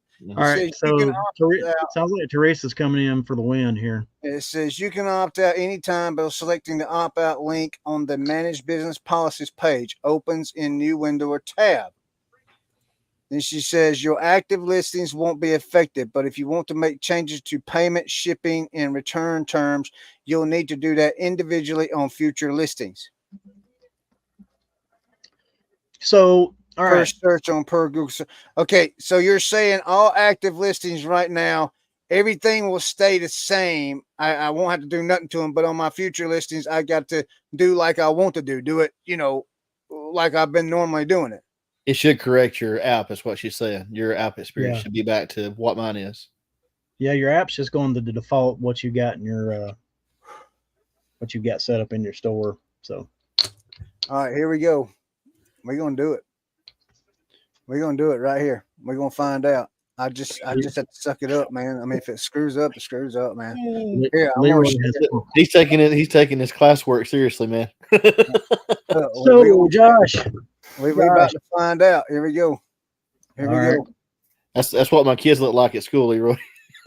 All of your business. Okay, here we go. All of your business policies will be permanently deleted if you opt out. Your listings will not be affected, but if you opt back in, you'll have to recreate policies and relink them to existing listings. If you like to opt out, let us know about your experience using business policy so we can improve. yeah, so it's basically saying if you opt out, it's not going to change any of your existing listings, but it's also going to erase all your business policies that you've set up. And Okay, if you opt back into it, you have to recreate them again. I could care less about that. I don't like Keep business pushing the button. Oh, come on, you loser. You got to be a big boy. You got to use a business policy. Come on. Well, I'm fixing to find out right here. I tell you what. So I'm going to make a pitch for business policies. Everybody remember whenever something changed a few years back with shipping, and everybody was having to go in and like do a whole bunch of editing on all of their shipping, and I can't remember what that was. That was when they switched to Advance. Oh, Ground Advantage. Yeah, that's right. When the first class went away. Yep. Yeah, for me, it was as simple as I just created a new policy, collected and selected everything that I had in my first class policy and just moved them, did a bulk edit to my new Ground Advantage policy. For me, I just canceled everything and ended my whole store, and then took all the stuff that I wanted to sell at the flea market to the threw it away. Like you opened up a big garbage bag and just. I do this like every 3 years. I'll close my store down. I'll sell everything on the shelves that is sellable. Some stuff has to go back on eBay because there's nowhere else to sell it unless you're going to throw it away. Hey, Josh, before we head out, I just want to tell you thanks for coming on the show, man. Oh, man. And I'm sorry Chris used the whole day to work on his eBay store. But, No, it's cool, brother. Enjoyed it. It worked. It worked. Good deal. Well, if you listen to people more often instead of complaining about it, maybe you get something done in life. Didn't nobody tell me nothing about that, Leroy? I've been trying to tell you for a month. No, you ain't. Somewhere along the way, you opted in somehow because and you need to thank Teresa because she's probably stopped. Her poor husband's probably starving at the kitchen table. You realize it's dinner time where they are. The guy Corey probably hasn't eaten since breakfast. And because you're having issues with your eBay, she stopped what she was doing, and the poor guy's starving somewhere. The next video, they're not even going to be able to look at each other face to face because the guy's going to be malnutrition and they'll be starving. Hey, Corey and Teresa, I appreciate all the help you give me with Thank it. you. It's about time you appreciate people. Just don't worry about what Leroy's saying. Corey, you're not going to starve to death. I'm sure she's already fixed you a really wonderful 5-star meal. Oh, now you're going to kiss butt. Goodness gracious. Well, I'm just going to say, if you spend any time with Corey, one thing you'll learn, a lot like me, he's not going to miss a meal if he can help it. He'll figure it out, brother. I don't know. Leroy just don't like it. It's all about the cookies. I don't know what. Look, he's the one that told me. Look, check this out. He's the one that suggested to me to build up my drafts. So when I was gone with my mother, that I would be able to drop items each day. Then when I never told you to go get a collection of he's socks. fussing at me for doing it. I never told you that you should start selling socks for a living. I didn't say nothing about socks. I said clothing. That's pants, shirts, jackets, shoes, hats. I refuse. That kind of stuff. I didn't say. I said to build a draft. Building a draft has nothing to do with cotton. What's cotton got to do with? Hey, did you know if a Wrangler jeans has that cotton tag on it, you need to pick it up? Did you know that, Josh? I mean, I'm careful with Wranglers either way. Yeah, there's Around here, I learned so unless much it's at about a Wranglers. yeah, I just gonna say at the thrift stores are usually too high. Yeah, there's not enough. Yeah. There's not enough meat left on them. Josh Yeah. Josh likes buying out like $10,000 media collections. Well, I mean, if the opportunity comes around, you know, Right. Hey, that stuff's easy to list, man. man, I've not even done. This will be my Do you have a first scanner? experience with records, really. Do I now? Do you have a scanner? A scanner. You have a scanner? No, I'm thinking. No, I don't. You're talking about like for fast listing? Yeah, Like you're to do not with the doing. cards? You're not doing like postcards or No. or No. pictures or anything like that. No, Leroy. No, but I need to. He's selling $200 8-track cassettes. Who is? Yeah, hey, look, I only bought 3 at that place on the way Now, home. is it 8? As in the word 8-track? Why is an 8-track considered? It's the number 8. Why is it? Is there 8 tracks in a 8-track? It's actually only 4 tracks. Hey Siri, how Isn't many it the size tracks of the are film in in an it? Is it 8 millimeter? Yeah, it's 8 millimeter. Yeah, 8 millimeter. I think that's what it is. Yeah, okay. I'm not I really mean, sure. it predates my existence, but I think that's what it goes by. Yeah. Hey, What do you Corey. mean? Corey. Corey, we'll talk tomorrow, and you give me your reasoning why you think I should start using policies. I just don't like it because I don't like change, man. I've been doing it this way for so long. I don't like change. That's the death. That's the death knell of every growing business or organization or whatever. Yeah, it's just it's just like lists perfectly with that taking the picture and it making the listing for you. Man, I have so much trouble with that. Now I gotta go back and resize the picture and all. I mean, it's just next week, Chris. We're gonna have a new show next week. Oh, what's it gonna call? It's gonna be called No Whining Thursday. You're not allowed to whine or complain. I want you to be positive. I want you to tell us how beautiful roses smell, what you like about sunflowers, how awesome your sales were this week. You sold a foot and a fish. Like, I want you to talk about good things and no complaints at all. Every time you complain, you owe me $1. And I didn't complain. I was just saying I was having trouble with this and it was issues and I don't like it.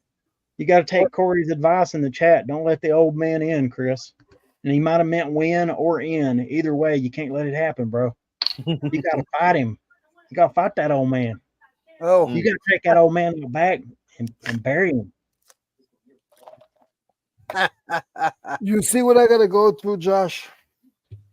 Hey, I feel for you. You don't have to. You guys don't do guests on your show anymore, right? No, we did.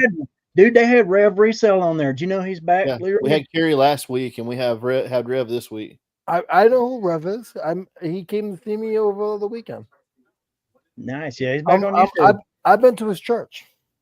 Yeah, he's super cool guy. He's so nice. He is so nice. Him and Nikki are amazing. Yeah, we had a really good conversation with him. It was great talking with him. I mean, I being still relatively new to the YouTube side of things, I don't think he was making content much on the reselling side in the time that I've been in the space.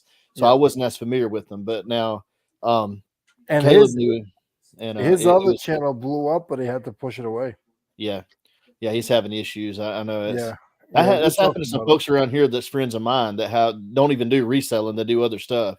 But it starts to become a problem, man. People come to their house, and I mean, they just it's a big deal. It's scary. Nobody will go to Chris's house. They go to Chris's house, they're going to paint the shed. They go to Chris's house, they're going to take his hat. What? Yeah. What'd you say, Leroy? Look, Leroy, if I didn't complain, it wouldn't give you no content to pick. No, I'd be fine. I don't need to pick on you. You used to have so much extra time in your day, Leroy, to do other things, more productive things. If I didn't pick on Chris? Yeah. No, if Chris didn't have so many issues for you to pick on. Yeah. Oh, I've been getting up at 5 o'clock. I've been getting to the workshop so far this week. Today's Today's Thursday. I've been getting up. I've gotten up every day at 5 o'clock and been at the warehouse at 6 o'clock. By 9 o'clock, I've already has 5 things listed. That doesn't mean I have anything else listed the rest of the day. Yeah. Well, yesterday I did 19. The day before I did like 13, and then today I only did 7. I tend to be affected for some reason by how much value's in the items that I get listed, and I shouldn't be. I'm trying not to do either one of them. Yeah, I mean, I'm not trying to set a goal. I'm trying to list as much as I can for the most part. Yeah, but I'm trying to get stuff off the shelves. Yeah. Sometimes when I list too many good items early in the day, I get to want to shut down because I think, man, I've got $400 or $500 on today already. I'm doing pretty good, and I slow down. But if I start with the tick-tacky stuff, $10, $15, $20 items that some people say we shouldn't be selling, but I mean, I list a lot of it. I sell a lot of it. So if I can list a bunch of that, and then I start feeling pressure, like after I do 10 or 15, like, man, I got to get some good stuff out, get some good listings up today. So I want to show you something before you leave. Hold on one second. So Hey, I want to ask a football question to Brad real quick. All right, let's hear it. I got all the answers. Did you watch the Falcons game Sunday night or Monday night or whenever? You know what? I watched it late into the fourth quarter, and then got up and went to go brush my teeth and do all that stuff. And when I came back, the game was over and the Falcons had won. No, the Falcons lost. They won the game. No, the Chris, Falcons lost. The Falcons won that game, Chris. No, they didn't. They lost. They won the game, Chris. They won. I watched the game. They lost. You didn't watch it to the end because they won. No, they did not. I'm gonna Are look you it kidding? up. Right? Who's kidding? He has to be kidding, right, Josh? Well, I think he's serious. No, Chris, they lost. Chris, I was fixing to complain about it. No, they won at the very end. They won at the very end. Won that game, bro. Look, it was a walk-off. Hold on. Look, they won the game, Chris. No, I mean, it was right at the end. It was a walk-off. He did this last week. I think he watches sports from 1964. They ran the Eagles threw a swing pass or something right to like the right side and got stopped. And I remember that was being a big deal or something. That was the last play of the game. No, it wasn't, Chris. It doesn't matter. You still said they won. It don't matter if it was the last game, the last play, They the lost. first play. They did not lose. Wait a minute. Wrong? What? Am I wrong, Josh? No, you're not wrong. You're not thought wrong. the That was the lead story. That the comeback is at the end. Yeah, because everybody's blasting Nick Sirianni for being the worst coach ever, and I'm like, whoa, that's a little too much, A little much. What did I miss? Wait a minute. Cause see, look, You hold missed the Falcons winning. That's what you missed. Hold on a minute. Now I see the score right now: 22-21 Falcons. Now look, look. This is what I saw. Yeah, that's what I'm looking at. Apologies. Right now. Bring my. I told you I knew. Man, golly. So look. Here's what I saw. Cause see, I My was whole mad week's on the better. fourth and better. one. Look, right there at the end of the game. At the end of the close to the end of the game, there was a 4th and 1, and they stopped the Falcons, and that dude took his helmet off and threw his helmet off, and they said that wasn't no flag. They said it came off, and it clearly showed that. So then the Eagles got the ball back. The game wasn't over, Chris. But the Eagles got the ball back, and they went for that swing pass or whatever it was. Bro, till you hit triple zeros on the clock, that game ain't over. There's I gotta go back and watch it because I thought that game was over. Yeah, a minute on the clock when they scored the touchdown to take the lead. What? Yep. Can you put me on screen? I want to show Josh. Josh, I want to show you what I listed today. Garbage. Oh, I'm sorry. Show me, man. What you got? So, I went to a hardware store. Thanks, Roman. And I bought a bunch of stuff from a hardware store. Right. And you would think that some of the stuff doesn't sell. The stuff that wouldn't sell, I got rid of. Mm-hmm. But it's all new old stock.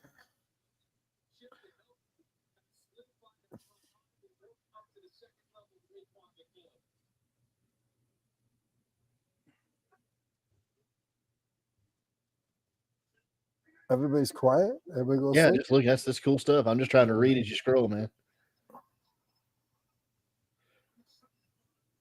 Oh, this is my Where'd you get that? I at, mean, Leroy? that's great stuff, man. There's so much money in tools when you find the right stuff. yeah, I mean, just you wouldn't think so, but even like just hardware, like that's all just hardware. Mhm. And I've been lotting it up, and if I look at it and there's 15 listed and not one of them is sold, then I'm making some lots to just get rid of it. Or but if I look it up and there's 7 listed and there's 5 sold, I'm listing it. Yeah. And I'm just going to be on the bottom of the market, like you said. Yep. That my motto: sell low, let it go. And I promote the daylights. I've been putting a little bit higher to let my promotions take a dollar or two. So if I normally would price it for $6, if it was something that's worth $6, I'll price it for $7. I'll let the promotions eat that $1. I'll be back down to $6, and then the promotions will work. Yeah.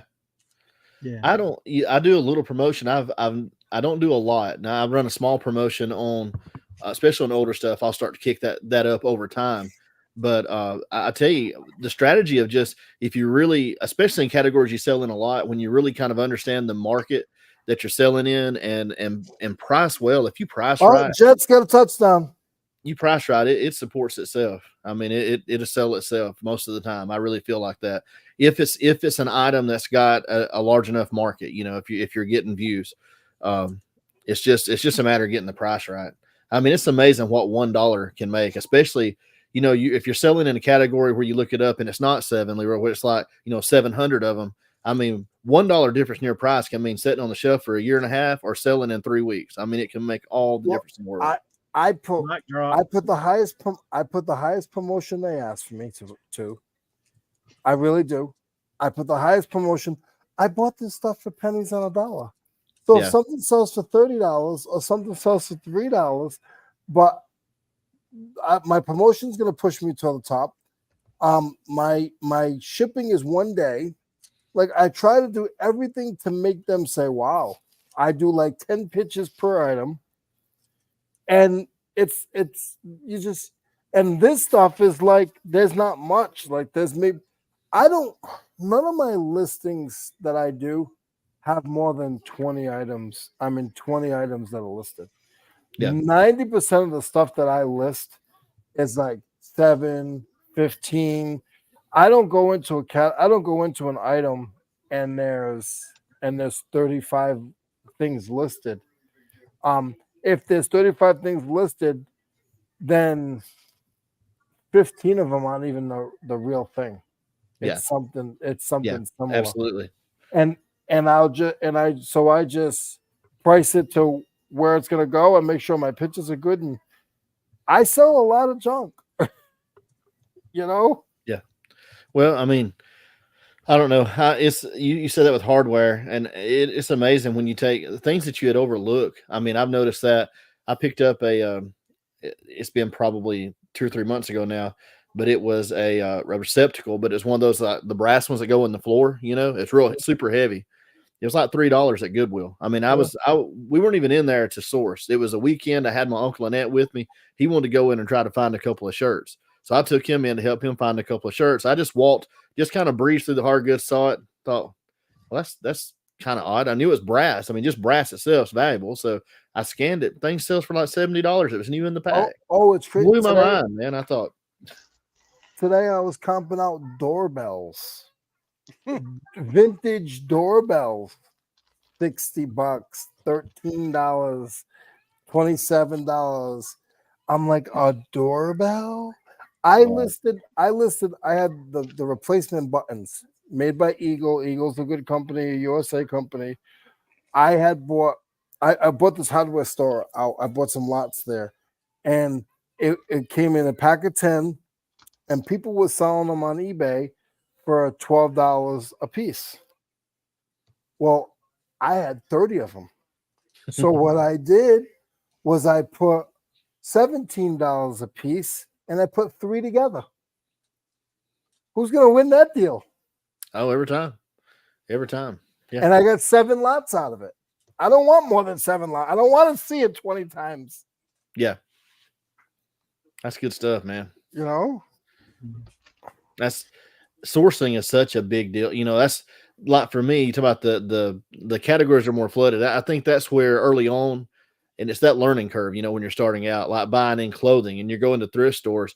And I mean, there's room to make money, but the problem is people don't understand. I know I didn't, even when I thought I did, I didn't really understand just how little I was going to have left out of some of those sales. It looks good. You're paying $8. Well, let's sell for 20 or 25. But then when you take an offer for 18, or something like that, and then you really do the math when everything comes out in the shake. So I mean, that's a ton of work for $2 or $3. Yeah, exactly. So but yeah. I'm sorry. no, you're good, man. I was just saying. So it's what you're saying, like those types of buyouts and stuff. That's why I've started looking more in that line, because like I paid up that record collection. I spent $2,500 for like 700 albums. So I've got $3 or $4 an album, but it was a like a curated collection. The albums are slick, man. They're not scratched up. It's the right artist. And when you find something like that, I mean, it's going to be a lot of work going through it. But every time I'm listing, I mean, on the worst case scenario, 75% of the worst ones are still going to be $10 and $15 records, Yeah. and then they're going to go up from there, 50, 75. There's one that's I know is already a few $100s. I mean, and it's just rare. It's Pee Wee Herman, man. I mean, it's not even something you'd think. It's just a Pee Wee Herman record that's clear vinyl with a screen print over it, and it's super rare. So, I don't know what all's in it, but when you buy like that and your buy cost is low enough, you can do really well. It just changes. It's a game changer when you're doing this stuff.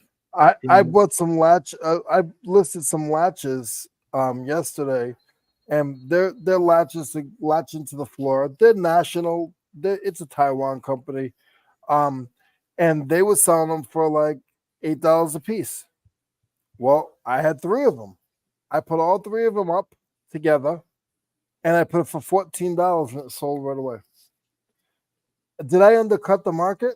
Probably. Did I undercut myself? No, because I paid 10 cents for it. I bought 3,000 items for $700. I mean, I bought totes and totes and totes of stuff. I mean, I have to lot it up or I'll be here until Easter. Yeah. And this kind of brings up something else too. Like I hear a lot of people asking, what do you need to do to go full time in reselling? And I think one of the keys, probably for most people, people who have like just amazing stuff they can pick and cherry pick at yard sales or estate sales in the area they're at. Maybe they can do it differently. But I think for most people, doing bigger buys, where you're buying for a day and listing for a month kind of stuff. Yeah, you do it all the time. I think that's the only way to scale and like get to, a more sustainable full-time income. I met Harry Tornado, Josh, when I first moved here. We met up. He came to my warehouse, and I've been doing this for a long time. And I go to estate auctions, not estate sales.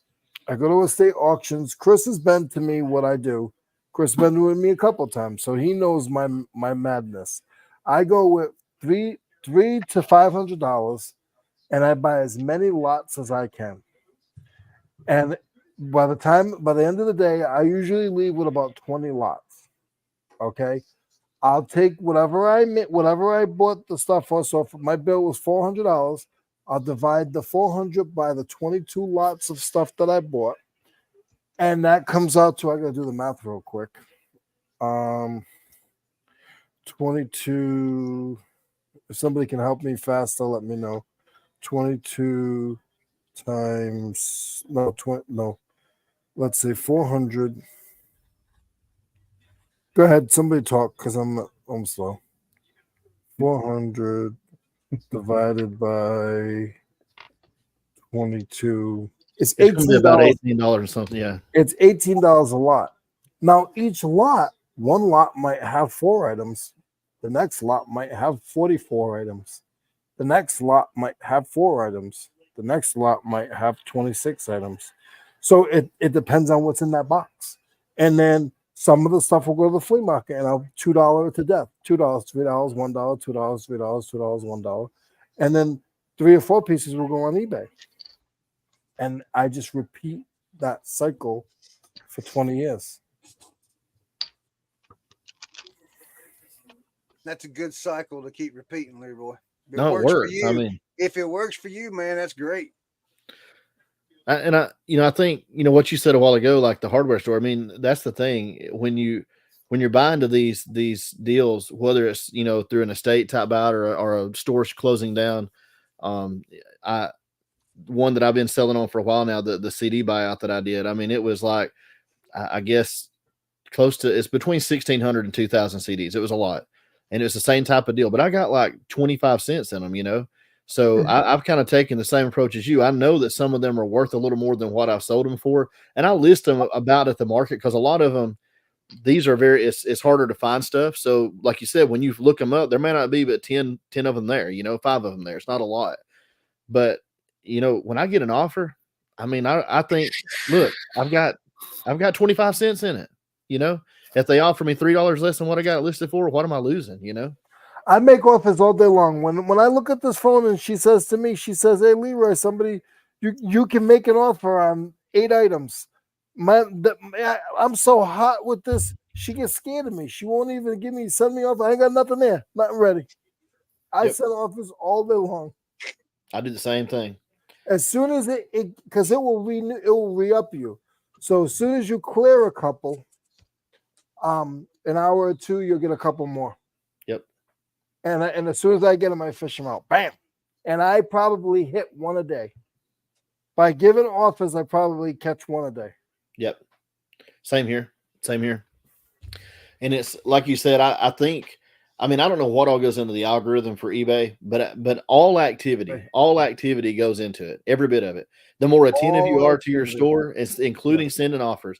And people that say they don't like to send offers, even if you only send it for the minimum amount the 5% that you can mark down, it still shows activity and attentiveness to your store, and that still helps traffic. It still helps impressions on your store.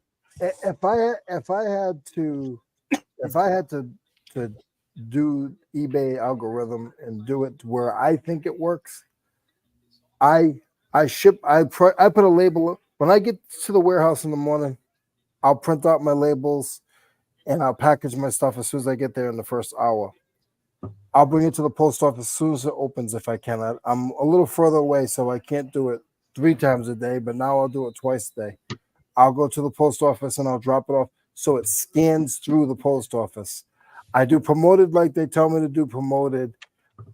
I send offers like they want me to send offers. I put more pitch, and it works for me. That is what works for me. But I feel like that the eBay. I've had weekends where I've made $300-400 and not printed an item, not printed a label, not packaged the item, and then my store just goes. And then I've had times where I just put in the label whenever I can, and it never stops. Yeah, like I said, I think everything matters. And speaking of offers, like this ain't worth nothing, really. Right? Offer me $7. It's a proto adapter. Offer me $7. I got it listed for $7.99. I bought it. That's a tool. Yeah, 2 or 3. Oh yeah, you don't have my authority. Well, I didn't ask. Just proving that I sell everything. But I bought 2 or 3 buckets full of tools and wrenches and stuff, and a lot of it I've lotted together. Yeah. There's a few things that I didn't have anything like it to match with it, but it still sells if it's the right brand, as everybody knows. It still sells for $7, $8, $9, $10. Frodo's good. But, I mean, I don't have now your competition was $12. Oh yeah, absolutely. Yeah, and I priced it low on purpose. I want to sell it, not keep it. But you go on eBay and you see, okay, there was 10 of them listed, right? They were all listed for $13, $14. Yep. You go to sold, and they were all selling between $8 and $12, right? So why are you going to go and put it at $14? It makes no sense to me. You got 50 cents into it, $7. It's going to go right out the door. Do a good picture. That's it. Be honest about it. Hey, listen, make sure you always tell them that there's an owner marking on them. If you have an owner marking, first of all, it devalues anything by $2 or $3. If it's Snap-on or anything, it might devalue it by $5. If there's an owner marking on it, you always make sure that you disclose that in the title. You talk about that price, Leroy, why list is so high. This is what I used to do when I first got started. I used to list the item $5 higher than what the average sale price was. Like what you was talking, why would you list it at 14 when it was selling between 7 and 11? The reason I would list it at 14 is because when I see that somebody's watching it and I can send them an offer, I can send them a $5 off offer. And then I would hit it right in that price range with that offer. And so I used to do that every time I get an offer. Instead of that 5%, I would do a $5 offer on every single thing. And that was because my price was always $5 above of what the average sale price was. There's no It wrong worked or for right. me. There's no wrong or right way. No. But like on that proto, if I'd have had a watcher on that to send an offer, I'd have probably sent an offer at like $550 or something. I mean, I got more for it by them offering than I would have if I'd have sent the offer. Yeah. Because I'm trying to sell it once it gets to that point. As long as you don't have too much in it, that's the goal. I mean, when you're buying a lot, like you said, with the tools, when you're buying tubs of tools from a yard sale, and you're paying $15, $20, and you're getting like 200 or 300 pieces of stuff. You don't have a lot, and you can always yard sell the same stuff you paid $20 for. You can probably get $20 for the leftovers you can't list. I mean, it's what is your thought of item Pacifics? I think sometimes it just depends on what it is you're trying to sell. It's like if you're like stuff like you're selling when it's super unique, I don't know that you got to go much past the title. I really don't.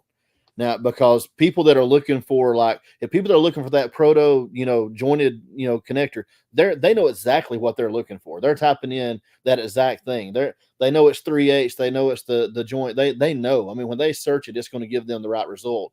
Now, if you're trying to make your clothing item sell, your vintage T-shirt, your vintage polo sell, you may have to get creative. You got to think about those descriptor words. You go into your item specifics, whether it's, whether you're putting in retro, hippie style, whatever there's a million things you can use, but you got to know what the garment is or what the item is in those cases, because it's a much bigger market, a lot more options out there, so that you populate into as many search results as possible on that item. So I just think it depends on what piece of inventory it is. I don't think they give us enough room in a title to put words.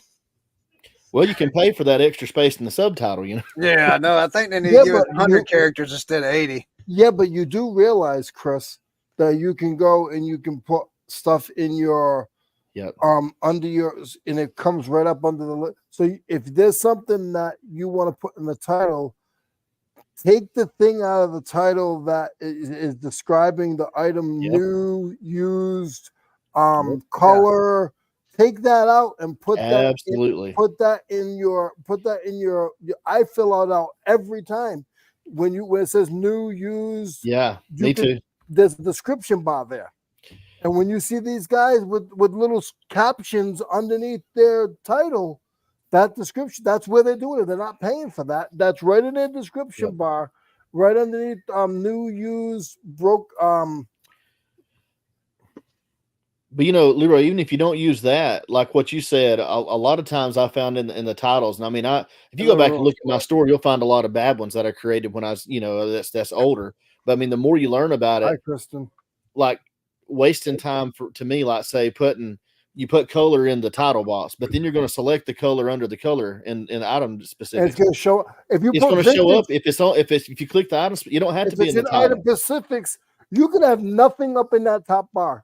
And if you fill out every line in the item specifics, your search is going to move up still. It'll still go up. Yep. Well, and honestly, I heard an eBay.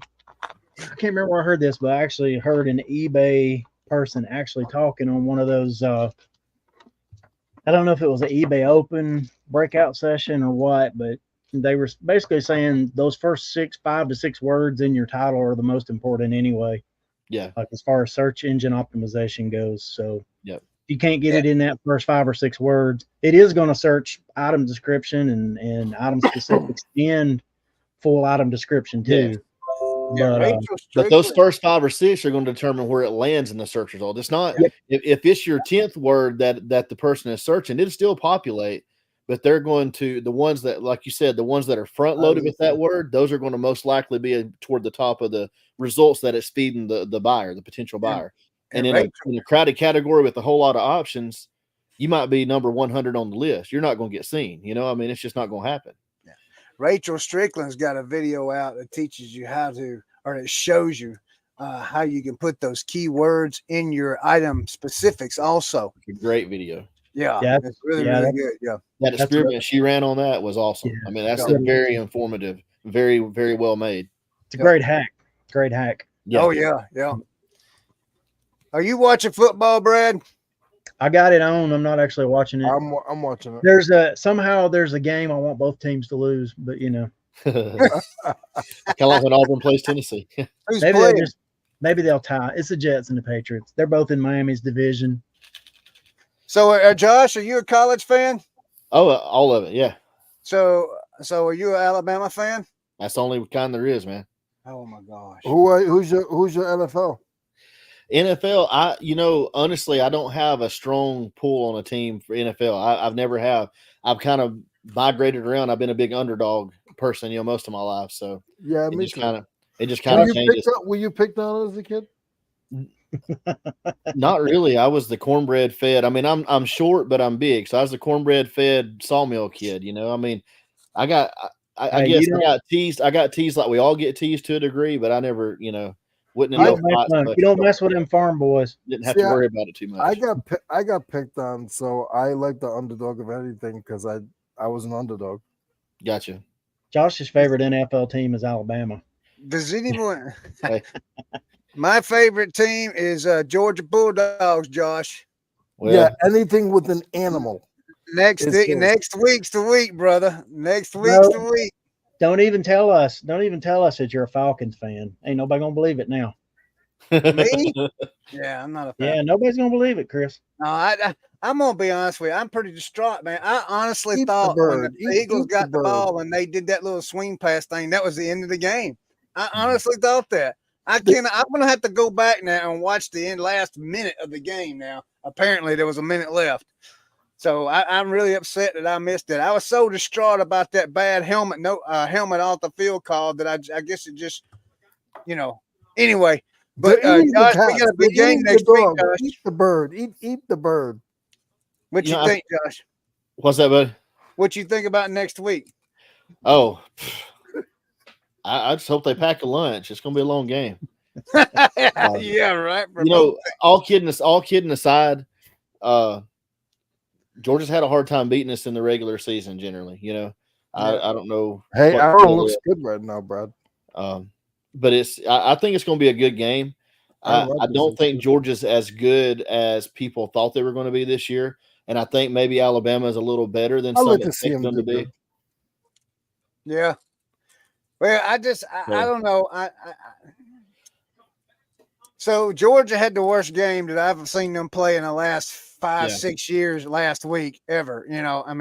So, and then Alabama had probably their worst game. The score did not show it, but the 2 weeks ago when they played whoever they played, and what was it, South Florida or somebody like that? They did that last year at South Florida, though. When we went to South Florida, it was a horrible game. We looked terrible. Yeah. And, we had a great season. I think that's going to happen, with any team at least once or twice. They're either going to, it's what's been so impressive about Georgia is how the undefeated streaks in the regular season, to go, because nearly every team, when they have that bad game like last week, they typically, it falls out of their favor by a point or two. There's a loss involved. And to be able to avoid that, especially with all the big wins they've had along the way, not to have that emotional roller coaster where they don't show up the next week. Right. You got to really give Kirby a lot of credit for being able to coach them through those times and still get the same product on the field the next week.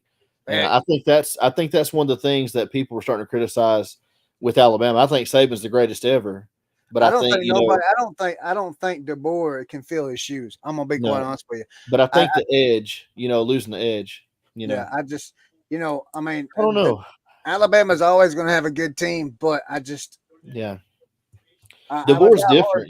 He's different, but the track record kind of speaks for itself. I think it just remains to be seen. I think it'll be very impressive if he's able to continue the same level of success that he's had at all other levels and all other stops. Yeah. Because it reminds me a little bit, and I don't like the guy, but it reminds me a little bit of Urban Meyer. Yeah. Because he had that same kind of coming up from the the lower divisions into Division I with small teams into major conference and then major school, and it seems like it didn't matter where he landed. Now he left them in a mess, left Florida in a mess, Ohio State. Oh yeah. But at the same time, he had success everywhere he landed, and his win-loss record is one of the best in the history of college football. And that's kind of where DeBoer is. DeBoer hadn't left a mess. That's the only thing that's different. He's left things in good standing when he's left. But it's a different world in the SEC, man. Who knows? It's a better start than I hoped for. Oh yeah, Brad, you got a heck of a game coming up Saturday night. Brad lives in Tennessee and don't even know what's happening Saturday night. It doesn't make me a Tennessee fan. I got no problem with Tennessee or Alabama. Tennessee, or anybody, honestly. They get to play Oklahoma. I'm a Dolphins guy. I'm a NFL Dolphins guy, and I don't have enough room in my heart for any other football. Well, what Leroy asked me a while ago, I think that's why I've had trouble landing on an NFL team. We don't have one in the state. There's been times I pulled for Atlanta, times I pulled for New Orleans, things like that. But what happened as I've gotten older, it's been more about pulling for our players that are going to the NFL. And so, I just like to see them do well. And there's Josh, I don't like to win. I like to watch the Cowboys lose, We're gonna need you, Josh. We're gonna need you to be pulling for Tua. He needs all. I'm telling you, brother. He needs prayer, buddy. But what he needs to do is retire, man. I mean, I hate to say it, as good as he is. Time out. Look, I'm not saying. Man, we're talking about the man's health. We're not talking about the time out. health. Time out. Hush. Time out. Wait. I'm not saying he should keep playing, but I'm also saying everybody's saying he should retire. They don't know anything about what's happening in the medical exams with his neuroscientists, surgeons, and doctors or whatever. I mean, I don't think he needs to listen to the outside pressure. I think he needs to listen to the people who can give him the best advice. And if they tell him he's good to go, why would you take that dream away from him if he wants to keep going? Roman says one more concussion, he's out for sure. One more concussion will probably kill him. It's that kind of talk right there, Chris. It's that kind of talk right there. We got to stop that. But I'm not trying to be funny. I'm just seriously. I mean, the man's had what's this? This is his third concussion, man, and it's just ridiculous. Leroy got mad. Look, I don't honestly. If I want to do what's best for him, if that means he doesn't play another down of football, I'm okay with that. It's just a game. But if his doctors are telling him, look, it's not, if they give him advice and counsel that he's good to go still, then why? I don't think he should listen to the mob that's trying to tell him. There's the whole CTE thing and the concussion protocols and concussion stuff. I mean, it's serious. It's without a doubt, it's serious. And it was probably taken way too lightly and overlooked for too long. But we have a tendency to be very reactionary just as a society when it comes to things like that. And it's not, and then you get bashed if you act like you're not taking it serious, or you speak like you don't think it's a serious issue, because it is. But the reality is, like you said, we don't know what the doctors are saying. I do think it's important, especially in the climate of things, with all the money that's on the line, that athletes in his position, they need to make sure they're counseling a doctor that's on their side, someone that's going to be not just a team appointed physician. I think that's important, because I do think oftentimes, they're steered a certain way. But you look back, and I remember I mentioned the Cowboys, and I got a little, but I think about like Troy Aikman. I mean, how many knocks did that guy take that didn't get accounted for? Yeah, because he had some really bad concussions. That was at a time when they weren't even really taking it that serious. That's back when they give you smelling salts. Wake you up and get back in there, boss. I mean, you're good. You're good. I mean, I can walk. I'm okay. You guys are talking about failures and banging the head. Look at poor Jim Kelly. How many times did he make it to the Super Bowl, never win? Oh, his head was banged. His heart was broke. I mean, that guy should be actually he's still alive. He didn't die with the cancer, right? I don't think he has. No, he didn't. He made it. He's still going. Yeah. Not in the Dolphins situation. I think they did the right thing. They put in Tua on injured reserve, which forces him out for at least 4 weeks, which slows his roll towards trying to get back in the game. Yeah. I think he's got like 3, independent like neuro people that he's consulting with. So, I think amongst, with those 3, and that's outside of anything the team's doing. Ooh. I think they're going to give him counsel that's going to give him a pretty clear picture of, and then there's a certain amount of like, hey, we're still a free people, and if he chooses to make that decision, Right. I think the reality too is the Dolphins have themselves backed into a corner on his particular issue because of how they handled it the first time. yeah, If they hadn't have taken an aggressive approach to his health this time, there's no way they would have survived the guilt backlash. trip. Yeah, the backlash and guilt trip Yeah. from the media. It would have been bad. Yeah, You and know, and honestly, I think on the first round of it, this is my opinion. I don't think knowing Mike McDaniel as a coach and how much like he genuinely seems to care for the human being, forget about the football. I feel like Tua was probably not being as forthcoming with whatever he might have been dealing with.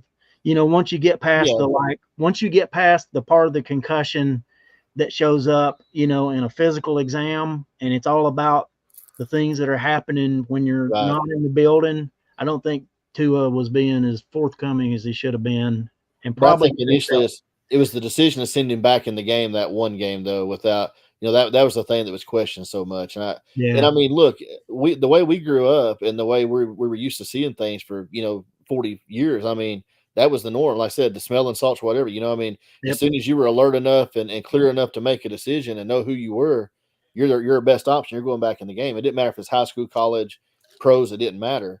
But with all the attention, I mean, it's not just been for a year or two. I mean, we're talking about now the last decade easily that CTE has gotten immense attention. I mean, especially since the stuff with Sayal. I mean, that really, I think, kind of kick-started it when that happened with Sayal. And, they just can't afford, no team, it don't matter the sport. I mean, anytime that's an issue, they cannot afford to look like they're not taking it seriously. Yeah. Yeah. And then, on the backside of that, it's like, what do you want them to do beyond listening to, the people who are that are professionals here? It's like they say, hey, he's good to go, and you can put him on the field whenever you want to. It's like, what are you supposed to do? Like, no, you're wrong. Yeah. I mean, and I think sometimes people need to make a decision, like if they're really that opposed, because football is a brutal sport, I mean, people will watch that and criticize that, and the treatment of the CTE stuff and the concussions, and then they'll watch the people, like cage fighting and stuff, and bare knuckle. I'm not even talking about just the MMA. I'm talking about like the bare knuckle boxing and stuff like that, and it's like, and they'll cheer and woo woo, and I mean, it's like, that's every time. Don't tell me them guys ain't getting a concussion every time they have a fight, I mean, right. That's neither here nor there. So, no, but you know what I'm saying. But you got to make your decision. Like, if you enjoy it, then watch it and let the people that are experts make the decisions. But every one of those pundits on television who are like, he should retire immediately. They see somebody get clobbered catching a pass across the middle, and they're like, oh, yeah. As long as they don't get a concussion or break something, they love to see it. So, guys, we got 2 hours and we got to run. Yes, we do. Yep. And we're over the limit, ain't we? Uh-oh. Like 30 minutes ago. I got to watch the game. All right. Leroy, you got anything you want to say? Anything coming up? Yes.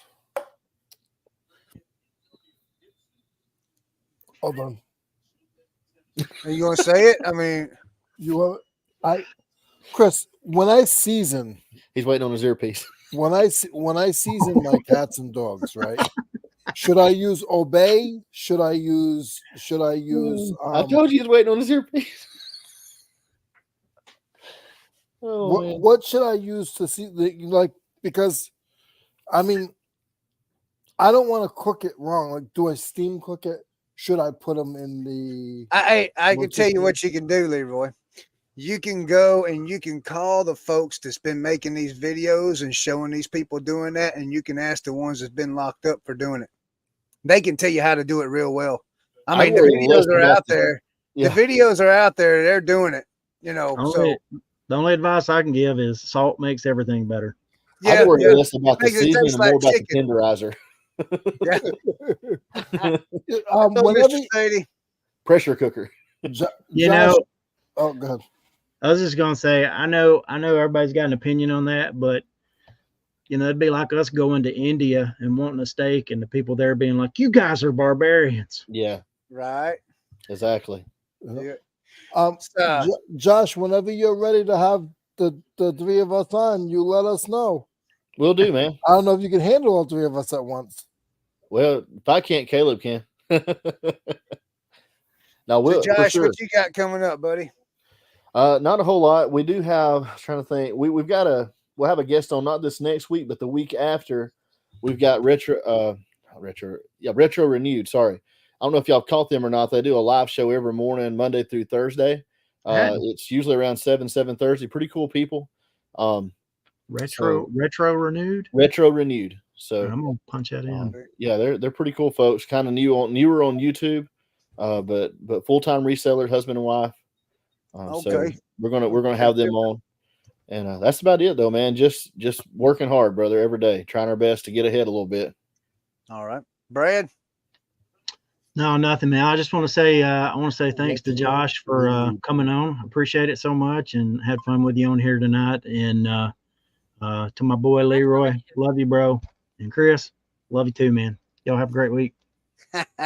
So I want to say thank you to Josh for coming on, man. I enjoyed it. A lot of good stuff there y'all talked about tonight.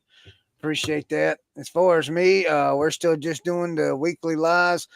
Sometimes on Mondays I'll pop in at 10 o'clock and do a What Sold live and packing and shipping and stuff. So y'all guys jump on that. In about an hour at 10 o'clock, I'll be doing a Whatnot show, selling Converse shoes. Come on by, join me. We will talk to y'all later, everyone. I hope you enjoyed it, and we will see y'all next week.